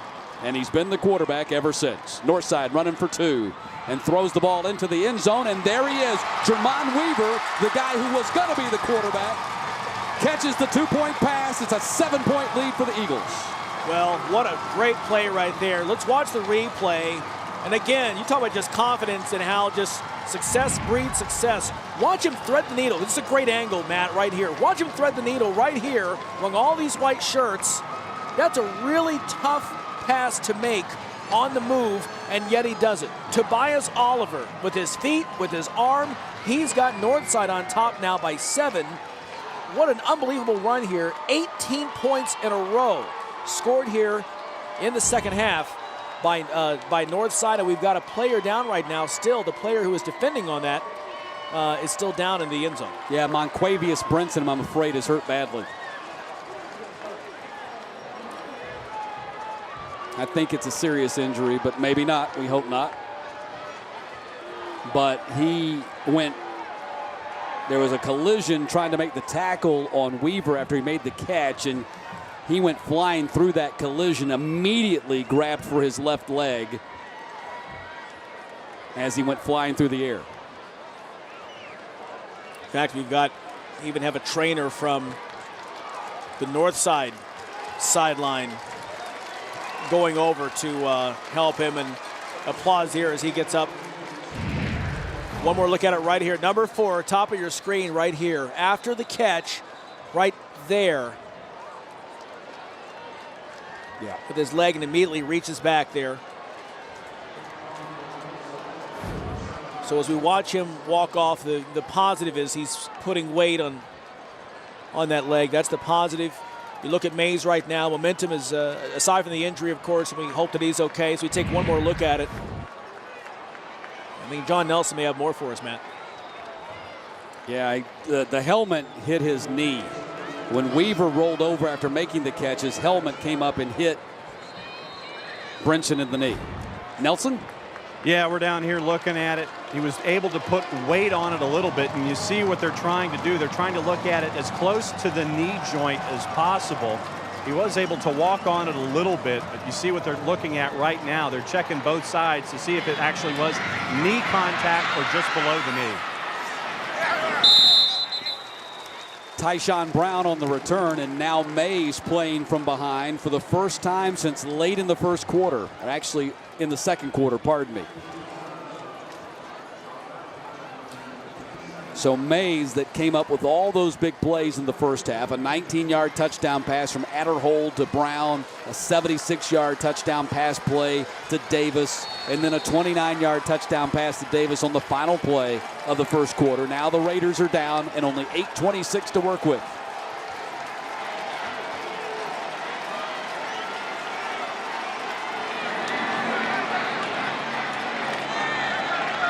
From Martis Bell on the carry. He gets 7 up to the 34. His senior, only 5'6". He's got such great speed. He runs a 10.6 in the 100. Team leading 722 yards rushing and just under 7 yards per carry. Randricus Davis with the first down catch up to the 46. That's their first down since halftime. One more look at it again. Misdirection, go for the fake. Get it to the hands of your playmaker. Get the first down. 1st and 10, ball is at the 46-yard line. Now under 8 minutes to play in regulation in this 5A state championship game. These guys are hitting pretty hard here, Matt. State championship on the line. Randricus Davis found a hole in the coverage, sat down, wait for the pass, picks up the first down at the 43. Well, if I'm Mays, that's all I'm doing. I'm looking for Davis, I'm looking for Brown, I'm looking for Carter. They spotted at the 44, 1st and 10. Julius Whitehead, number 10, split wide, top of your screen.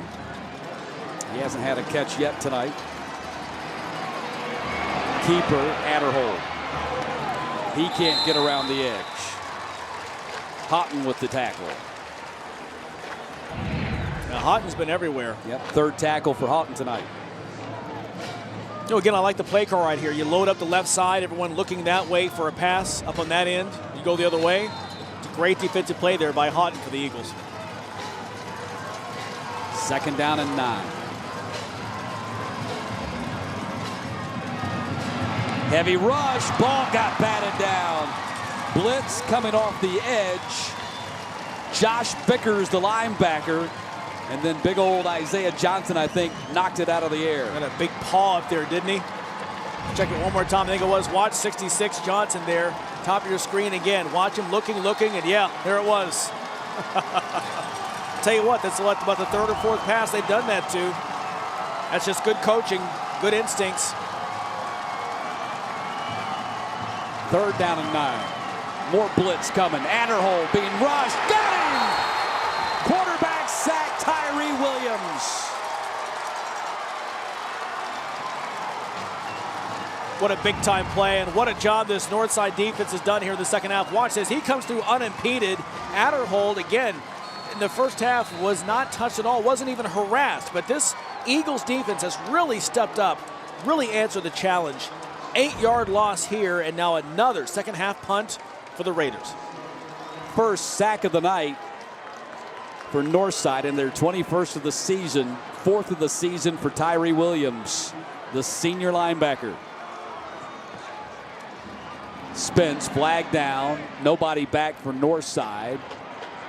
And a chance for the Raiders to pin Northside deep as the ball rolls dead at the 10. But we'll check the flag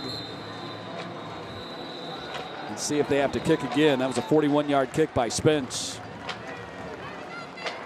We have an illegal shift on the kicking team. They're going to have to kick it again. Well, good news for Mays. Apparently the injury was not serious at all, as Monquavius Brinson is back in there after taking a hit to the knee. And that's great news. He's their top cornerback. He and Khalil Brooks. Shift. Kicking team. 5-yard penalty. Repeat 4th down. So now it's going to be 4th down and a little bit further now. And Spence, who's done a pretty good job of punting tonight, gets another shot at it. We'll see if Northside puts anybody deep this time.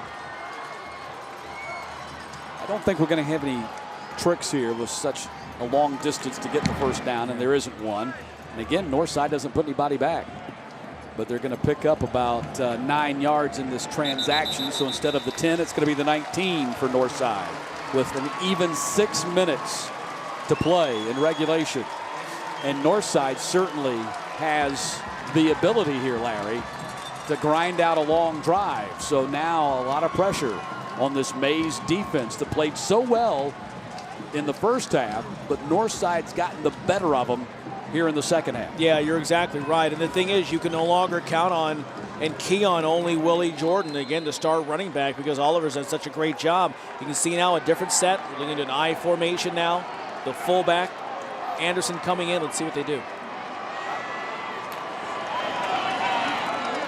Willie Jordan. John Nelson, what you got? Talking about Tobias Oliver, and sometimes it's the simplest message that can make the most impact. Early third quarter, they were telling Oliver, hey, calm down, everything's fine, let the game come to you, just slow things down and everything will be great. Send it back upstairs. Well, apparently we've had a fumble on the play, and has Mays taken over? Apparently they have. I never saw the ball come out, and there was never really a scramble for the ball. And the Northside offense is still standing on the field, and now the Northside crowd voicing their displeasure. You typically, even if you don't see the fumble, you see a scramble and you know the ball's loose. But somehow Mays came out with the ball. Trying to see if we can, we're trying to see it in the truck and see if we can find anything. We'll stay live right here and go to after this, Matt. Wow. It's hard to miss a fumble, but we all did. Adderhold with the keeper. Let's see if we can see the ball come out. Okay, Willie, there it is. It's out there right there. It's under a mass of humanity. That's why we never saw it. It was indeed a fumble, though. And recovered by Mays. What a big turn of events if they can turn this into points. Second down, Adderhold on the keeper, right up the middle. Adderhold down to the 10 and reaches forward to the 8. Mays, first and goal from the 8. One more look at this, Matt. Adderhold here calls his own number. All those running backs in the backfield, but again, they've tried to put the ball into his hands now here in these last couple of drives. What a turn of events. I think even the Northside fans are stunned. They didn't know they'd lost the ball. No. Tyler inside the 5-yard line. Kesseley Tyler with the big run. Second down and goal coming up. Mays is no stranger to late game dramatics. No, not at all. Right here, you put it in the hands of Tyler. You talked earlier about his injury and how he didn't play much early on. What a job he's done tonight for them. Mays won their first 3 games of these state playoffs as Northside burns their final timeout. Wow. They only had 10 guys on the field, and that's why they called the timeout. But, yeah, Mays won their first 3 playoff games, all by a touchdown or less on the road. The first 2 came on the road, including the 21-18 victory over Ware County that finished the regular season the #1 ranked team in the state. And then, of course, they beat Jones County, the only team to beat Northside this year, by the way. Jones County. They beat Jones County on the final play of the game with zeros on the clock through a 17-yard touchdown pass from Adderhold to Whitehead to win that one 44-41. They had a breather last week beating Stockbridge, and I say that jokingly, a breather 30-15. Well, we've been watching, when you're watching those of us here in the booth or here with the telecast working each game, or if you're sitting at home watching every Friday night, it's been really thrilling to watch this develop. And I remember the night that when they beat Ware County, and all of us kind of our eyebrows were like, wow, you know, that was big. And as you mentioned, at their place on the road. 2nd down and goal following the timeout by Northside. Power set. Adderhold didn't get there. Didn't get close. Although his second effort ends up just shy of the goal line. I don't think they're going to give him that second effort. Came after the whistle. They're going to spot it at the 1. 3rd and goal. For each side, how bad do you want it? As you said, 5A state championship on the line right here as we near the 4-minute mark. Well, Larry, if you want to play big boy football, that's right. Mays has the offensive line to do it. Every starter over 300 pounds. And they just moved. And that was Dallas Warmack. Yep. The big-time prospect, the 4-star from Alabama. Even the big-timers make mistakes sometimes. Prior to the snap, false start. Offense, 5-yard penalty. Repeat 3rd down. And the big guy fired too early. And now it's going to be 3rd and goal from the 6. Well, the good news is you get 2 cracks at it. The bad news is, oh my goodness, you're right at the 1-yard line. Against a defense that's been stingy, pitching a shutout here in the first 20 minutes of the second half. 3rd down and goal. That's Langford in motion. Adderhold looking his way. Rush throws to the end zone and throws it away. Had nobody to go to, although Langford was the receiver in the area code. And now it's 4th down.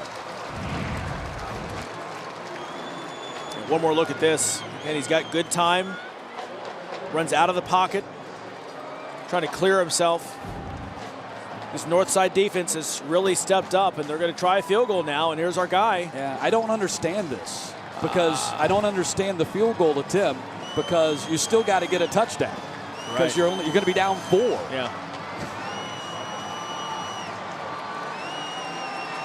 He's a lefty too. And the kick is no good. I did not understand that right there, because even if he converts it, you're still in the same spot. Yeah.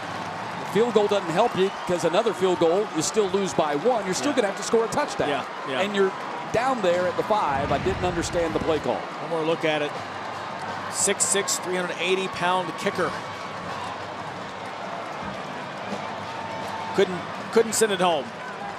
And so now the one thing for Mays, you have all 3 timeouts left. Northside has none. They're going to likely run the ball every chance they can here, but you're right.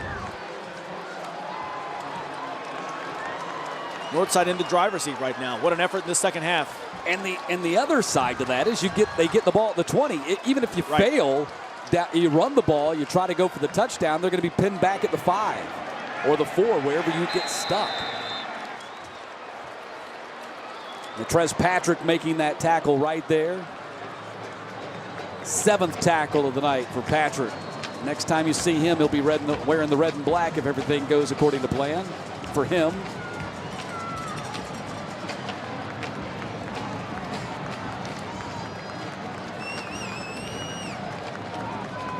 Clock continues to run, and Mays does have all 3 timeouts remaining.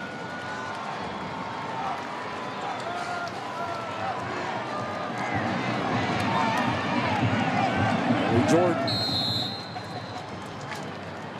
I'd start thinking about using a timeout.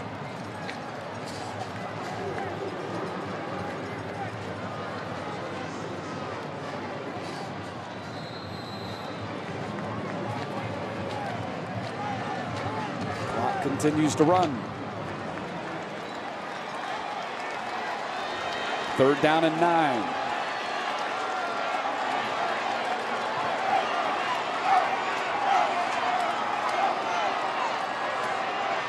Oliver, nowhere to go.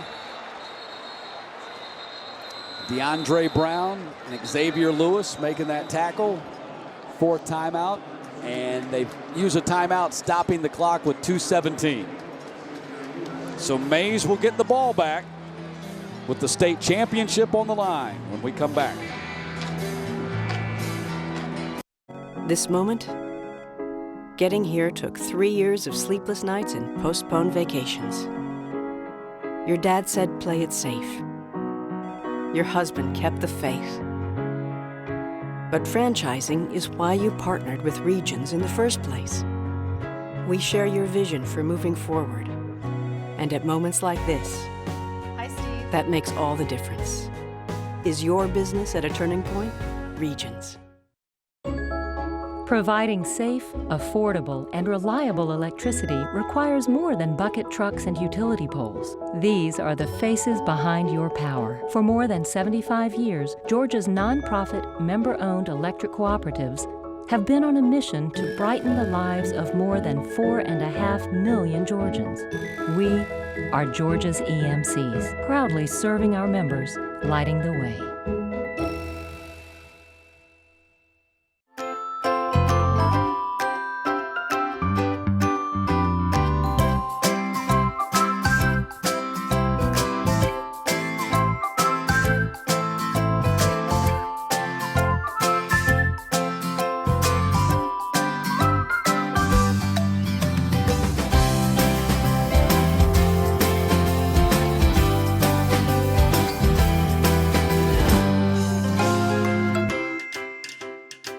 Some questions can't wait until morning. So I'm one of many nurses at Cigna with answers, anytime, day or night. I'm Lauren, and I've got your back. I'm not sick. I'm not sick. I'm not sick. She's perfectly healthy. Cigna covers preventive care. That's having your back.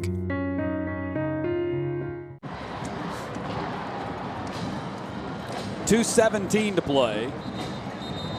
And 4th and 7 coming up for Northside here at their own 23-yard line. An obvious punting situation, and Mays will get the ball back for one final chance.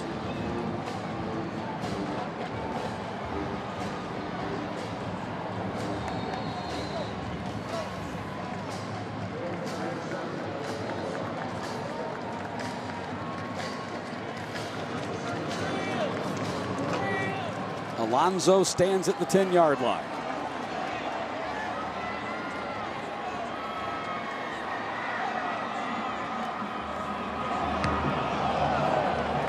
Kicks it away from Brown. Tyshawn Brown lets it roll right past him and out of bounds at the 37-yard line. So Mays 63 yards away following the 40-yard punt. 2:09 on the clock, and they have 2 timeouts remaining. So now the question is, did Coach Jarvis make the right move? We'll find out here shortly when he went for the field goal. This Northside defense has been simply outstanding here the second half, Matt. They've really answered the call, and now they've got one more shot to hold the Raiders. Crowd getting into it on both sides. Somebody said we need more cowbell. I hear it down there. Adderhold given time, heaves it deep for Tyshawn Brown. Jump ball, incomplete. Daly, the sophomore safety there to break it up. you know, they're going downfield more, and watch this here at the end of this play right here. Great play by Daly. He's been everywhere just to bat this ball away. Kind of misses at it, but again, he's there to interfere with the sight lines of Brown. But they're going away from what made it successful. All 3 touchdowns in the first half were short crossing plays. You don't have to go deep on this. Heavy rush by Johnson. Adderhold throwing on the run, throws it underneath. Rendricus Davis, first down at the 45. You know, I don't know if you get a chance. Here we go. If we can see this, we'll take a look at this right here. Watch the vision right there. And if we get a chance, I don't know if we can see a shot a little bit earlier, but actually, great job by the linebackers of Northside to take that play away very early on. Now watch him here. Right about here is when he first wants to throw to him, but the linebacker steps in front, takes the lane away. They both run. Nice job there, and they're on the run now in Eagles territory. 1st and 10 from the 44. Blitz coming off the edge. Adderhold steps up to miss it and runs and scrambles forward to the 41. Good block by Langford in the backfield too, as Cortez Fields, the linebacker, came off the edge. And Langford saw it just in time, and so did Adderhold. And a man down for Northside as well as the defensive end, Robert Jones. That stops the clock with 1:39.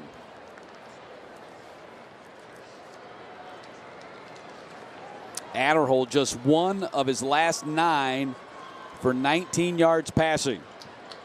And while Robert Jones is being tended to on the field, we'll step aside.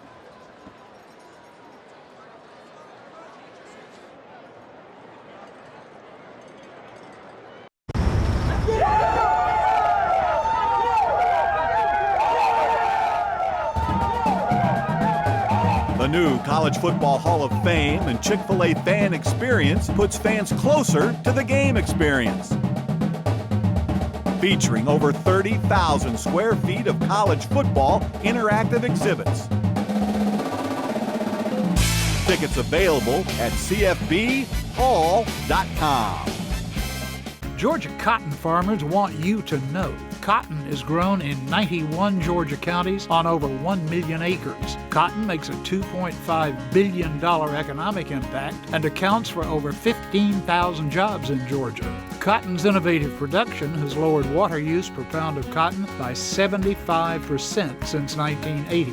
One bale of cotton can make 215 pairs of denim jeans or 700 towels. Cotton is a natural choice for Georgia. The Vereen Rehabilitation Center in Moultrie offers a variety of treatments, including physical, occupational, speech, and aquatic therapies. We also offer sports medicine programs to help patients get back in the game. For more information, VereenCenter.com. Hi, folks. Butch Miller from Milton Martin Honda in Gainesville. Wishing you and yours a Merry Christmas and the happiest of New Years.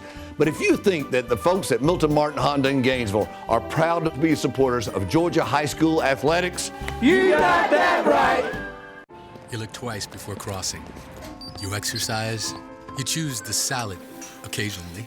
But when it comes to staying well, physically, financially, emotionally, going it alone is hard.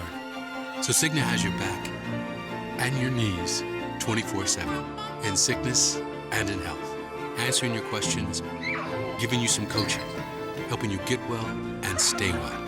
That's having a partner who's with you all the way. Cigna. 25-18 with 1:39 to play. There's a shot just a moment ago.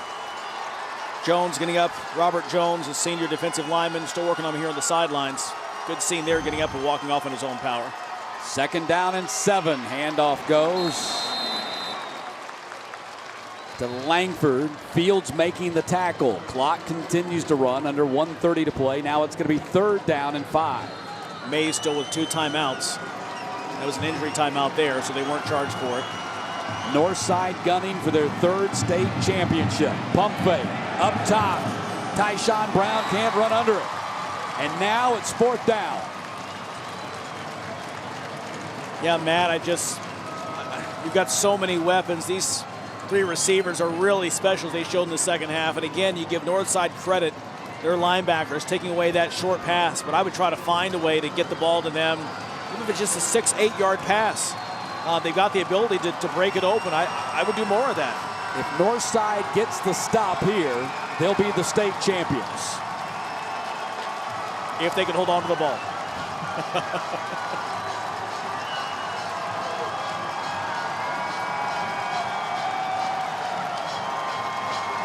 Fourth and 5.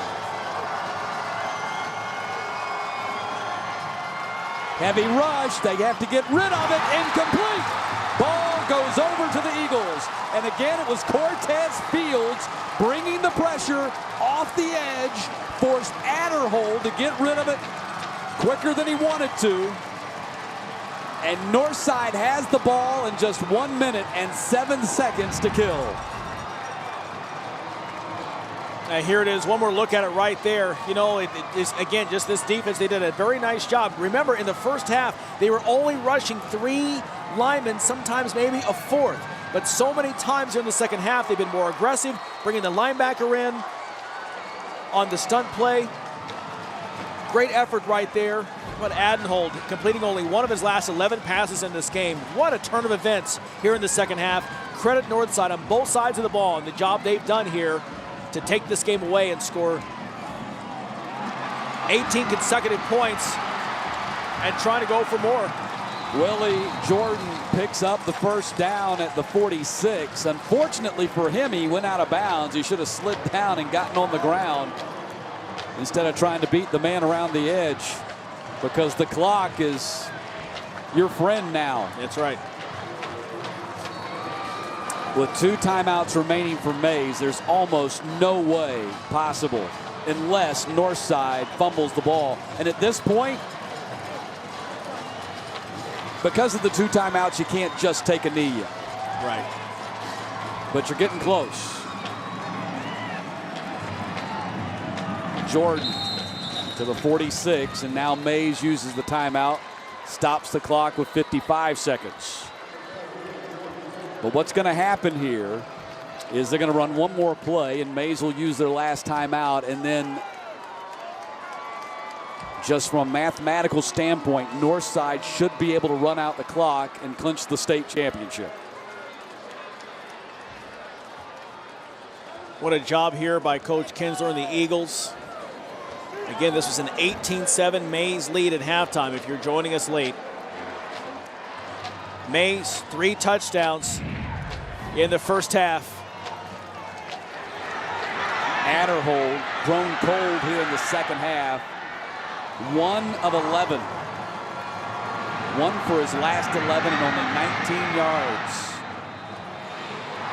And you got to give Northside credit too. Better coverage downfield, and they turned up the pressure in the pass rush.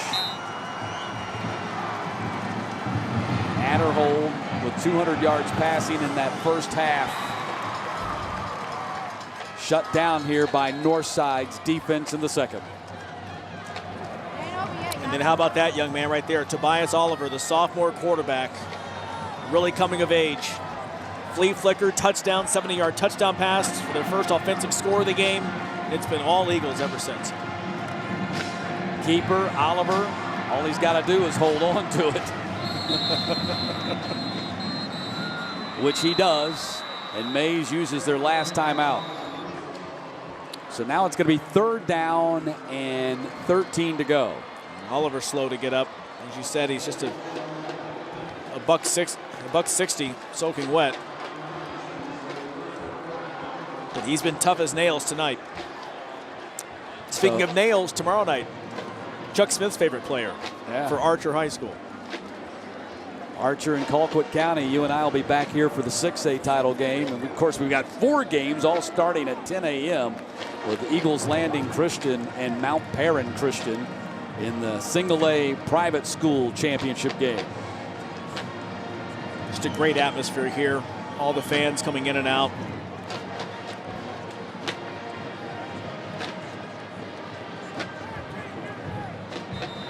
And there you see the Chargers and the Raiders at 10 a.m. The AA final, Benedictine and Greater Atlanta Christian followed by the 4A final, Buford and St. Pius. And then Larry and I back for Archer and Colquitt County. Can't wait for that one. Should be a lot of points scored. But you never know.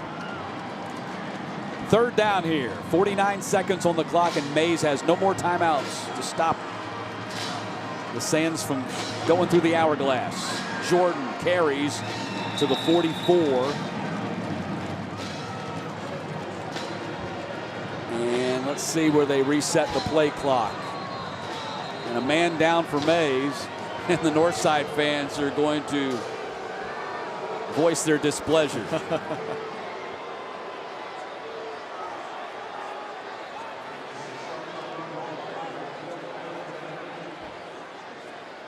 So 37 seconds as they tend to the Mays player down on the field. I believe that's Martrez Daniels.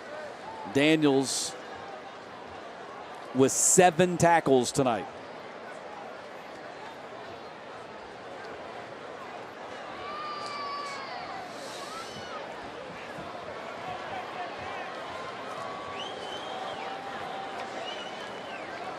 Yeah, the question now is in terms of when you're going to start the clock. He's at 37 seconds left. They're out of timeouts.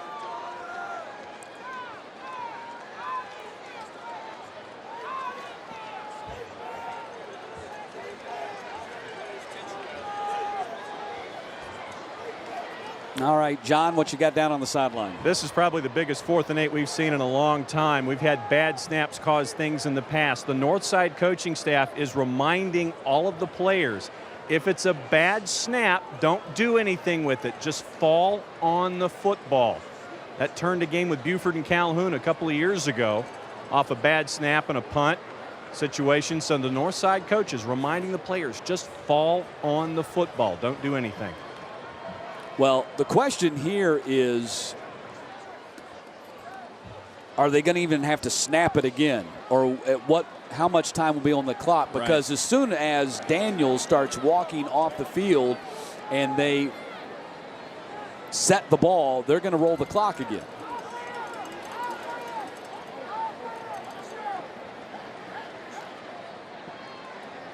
And of course, Northside going for their 3rd state championship, having won state titles in 2006 and 2007. And earlier this week, we spoke with Coach Kevin Kinsler about the prospects of title number 3. It's something, you know, where out on base where most of the people work, and out in the community, you know, they exchange back and forth each and every day, and everything is a lead up to Friday night in Northside football. And it's a great experience, and it's one thing that our community has really done an outstanding job of developing, you know, a special atmosphere, and it's special for our kids to be able to play in something like that. And Kevin Kinsler's team 37 seconds away from that state championship. But in the meantime, Marquez Daniels, I know the crowd booed, thinking initially that he was just laying on the ground to try to stop the clock, but apparently the injury to Daniels is significant as they've brought out the board to put him on. And John Nelson, you have an update for us. Obviously, they're putting a player on the flat board, and we're going to keep an eye on that as we go. But let's go back in the Wayback Machine to 2007 and take you to that last championship. Take you to Memorial Stadium down in Waycross, a strip and a fumble. Ware County gets on the board, and this was a back and forth ball game all the way through. Ware County with the points on the board there, and then they'll end up with a short touchdown here. But then Northside, with everything pointing to the number 96, for those of you believing in numerology, everything 96. You had a halfback option pass to Nick Bass for the winning score, and that was the last title that Northside had. And Conrad Nix is down here on the sidelines. We'll catch up with him if Northside wins, but that was the last title that Northside got. It was at Ware County and Dan Regal back in 2007. So a damper, of course, has fallen upon us here at the Georgia Dome as we're greatly concerned about the severity of this injury to Marquez Daniels.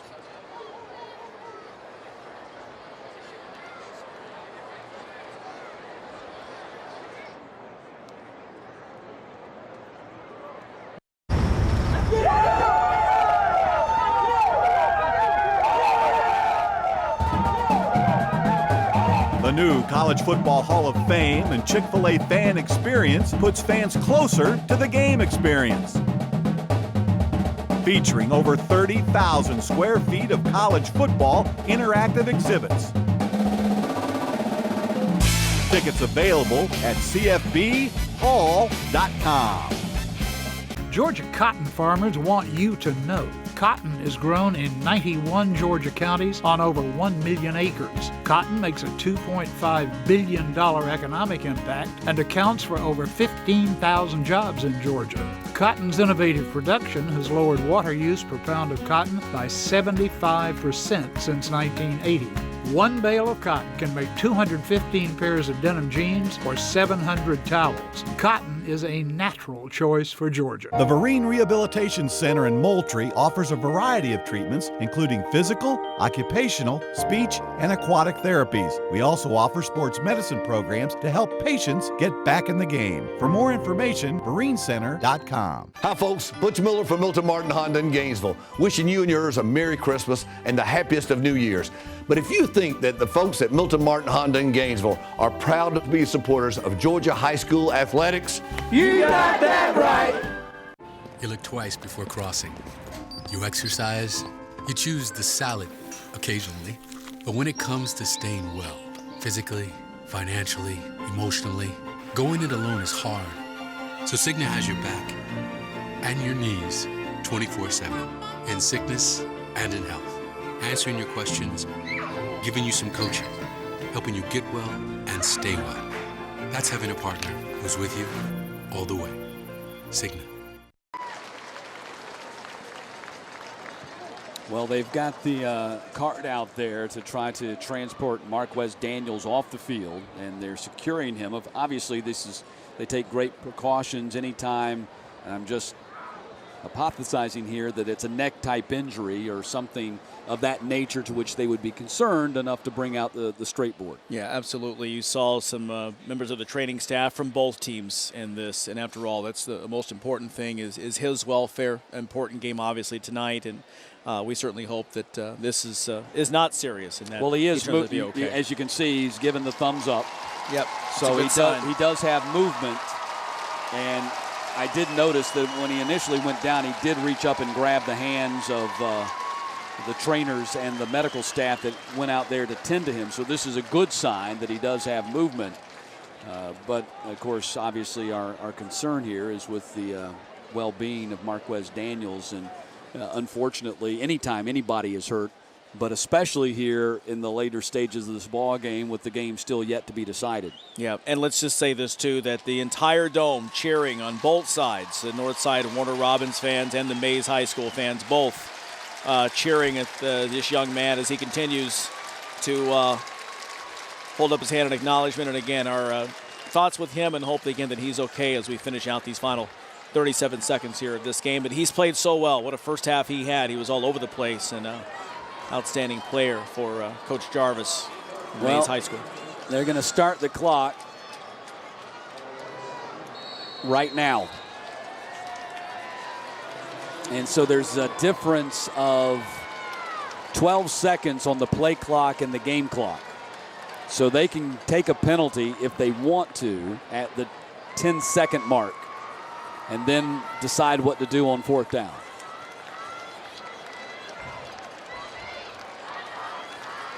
They don't have a timeout to delay the penalty, so they're going to take the penalty, and it comes with 12 seconds.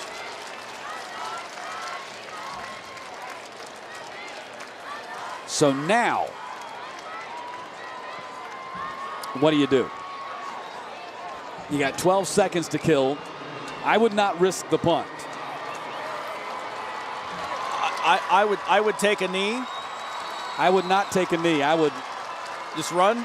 Well, I mean, remember, there's been a couple of high snaps to Alonzo I might snap it to T.J. Anderson, the up back, and let him run around and try to kill as much time as he could. Okay. Try to run for it. Instead, they get rid of it. And the clock, the ball continues to roll.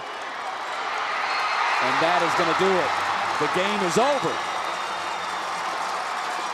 Northside, the 2014 Georgia High School Association 5A state champions.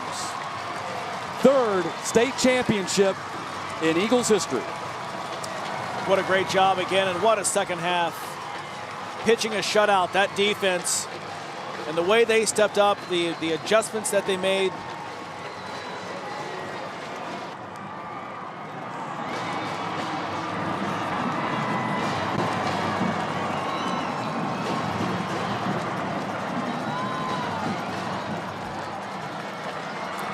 This really outstanding job again. So much to be proud of. 5A state champions. Great job. 14-1 and the first state championship for Kevin Kinsler. The two previous titles coming under the legendary coach Conrad Nix, who is standing by with John Nelson. You were getting more hugs here on the sidelines as pretty much anybody else. Obviously, you're still part of the family. How does it feel to get another title? It never gets tiring, and it's just great. It's great to be a Northside Eagle. I'm very thankful for these coaches. They've done a great job. Our tradition just continues to go. Our guys played great and got a little close tonight, but it's a great high school game, great high school atmosphere and all. Just praise God for what we've done.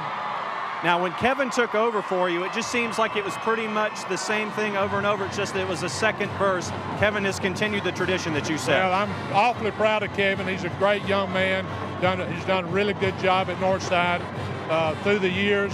Just really proud of him. I told him when I retired, I told all of them that, I'm not leaving them a pot of gold. I'm leaving them a gold mine. But the difference in a gold mine, you've got to work it, though. You've got to work the gold mine. He's worked it really well, and I'm very proud of him. It's great to be a Northside Eagle, John. And you have the young kids who've made the impacts just as well. You've got a sophomore quarterback, so the gold mine's really hitting it hard early. Oh, doesn't he? Now, you remember Chancey Stuckey. He said Chancey Stuckey made over. Tobias did a great job. Second half tonight, how can you be any more proud of her young man? Just did a really good job. Just like you said, a sophomore. He's got a lot of games in front of him. Congratulations. Go celebrate. Thank you. Tell Kevin Kinsler congratulations. Will do. Great to be a Northside Eagle, John.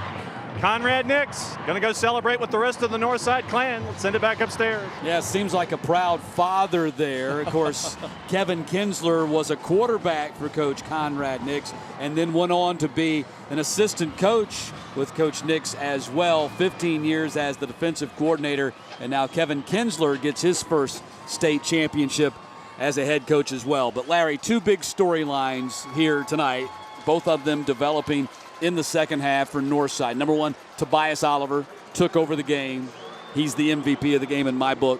And number two, the Northside defense slammed the door on a Mays team that struck him for 3 touchdowns in the first half and over 200 yards of passing in the first half. And in fact, we wondered at halftime, we were talking, one of the things we discussed off camera during the halftime show, how are they going to come up and make this happen? What's going to happen? Oliver really did a great job, 199 yards in total offense for him in the second half, 249 total in the game. And as you mentioned, the 40 seniors on this Northside Warner Robins team doing a great job, many of them on defense, but again, the sophomore Oliver, what a great job he did. I think we really saw him mature so much, and a great job to the coaching staff too. We kept saying, every time they came out and got the ball, they tried something different. They tried this, they tried that. They found a way to make it happen. But again, here's Oliver again, holding on to the ball, taking the big hit there, giving up 80 pounds, by the way, to Patrick, and just was undaunted in what he did. Really came on into his own. You could see after the big touchdown play that he had earlier in the game, that flea flicker earlier in the third quarter, from that moment on, it was like he had so much confidence. The great threading the needle here in the 2-point conversion, and the 25 total points as they get the win by a touchdown. And Conrad Nix invoking the name of Chancey Stuckey. That's big honors there for Tobias Oliver. Okay, down to the podium we go, and Mark Harmon. Thank you very much. It's time now to present the championship trophy for the 5A state champs for 2014, the Eagles of Northside Warner Robins. And for that, I turn it over to the executive director of the GHSA, Gary Phillips. Thank you, Mark. Coach Kinsler, we want to congratulate you and your team on a championship. The entire Georgia High School Association congratulates you and Northside. And here's the trophy from our friends at Georgia Farm Bureau. On behalf of Georgia Farm Bureau, congratulations with your win. It's great to be in Northside Eagle. Thanks. All right, Coach Kinsler, you guys trailed at the half, 18-7. In the second half, you guys really turned it on. Before I say anything, I want to give my Lord and Savior Jesus Christ all the praise and glory. These kids is a special bunch of kids. They've been doing this all year long. They love each other. They believe in each other, had faith. And I just told them to have faith one more time for 24 minutes, and now they're state champions. How does it feel to see your coach holding that trophy in the championship football? We've been working at this since after last season, every day, giving all of us. This man right here, he taught us how to love each other. When I say I love them. They like my brothers. If I ain't never had a brother, they like my brothers. And I have a brother. Congratulations, you. Willie Jordan, you found the end zone tonight. Talk a little bit about tonight's game. It was great. We had good fans, my brothers, our family. It's great to be a Northside Eagle! And we got Nathan Green. Nathan Green, a 71-yard pass play. Talk about that play. It was crazy. It was just good execution. I really can't take all the credit. It was really Tobias and Willie doing that in the backfield. And I just did what I was told to do, and good came out of it. Well, congratulations. Where's Coach Kinsler? One final time, I know you're very proud of your team. Take a look at the fan base over there, and one last time, say what it means to be a Northside Warner Robin Eagle. There's no place like Northside, Georgia during football season. Well said, Coach, and congratulations. The Warner Robins Northside Eagles, the champions of 5A in 2014. And now let's send it over to Raven Dorado in our post-game show.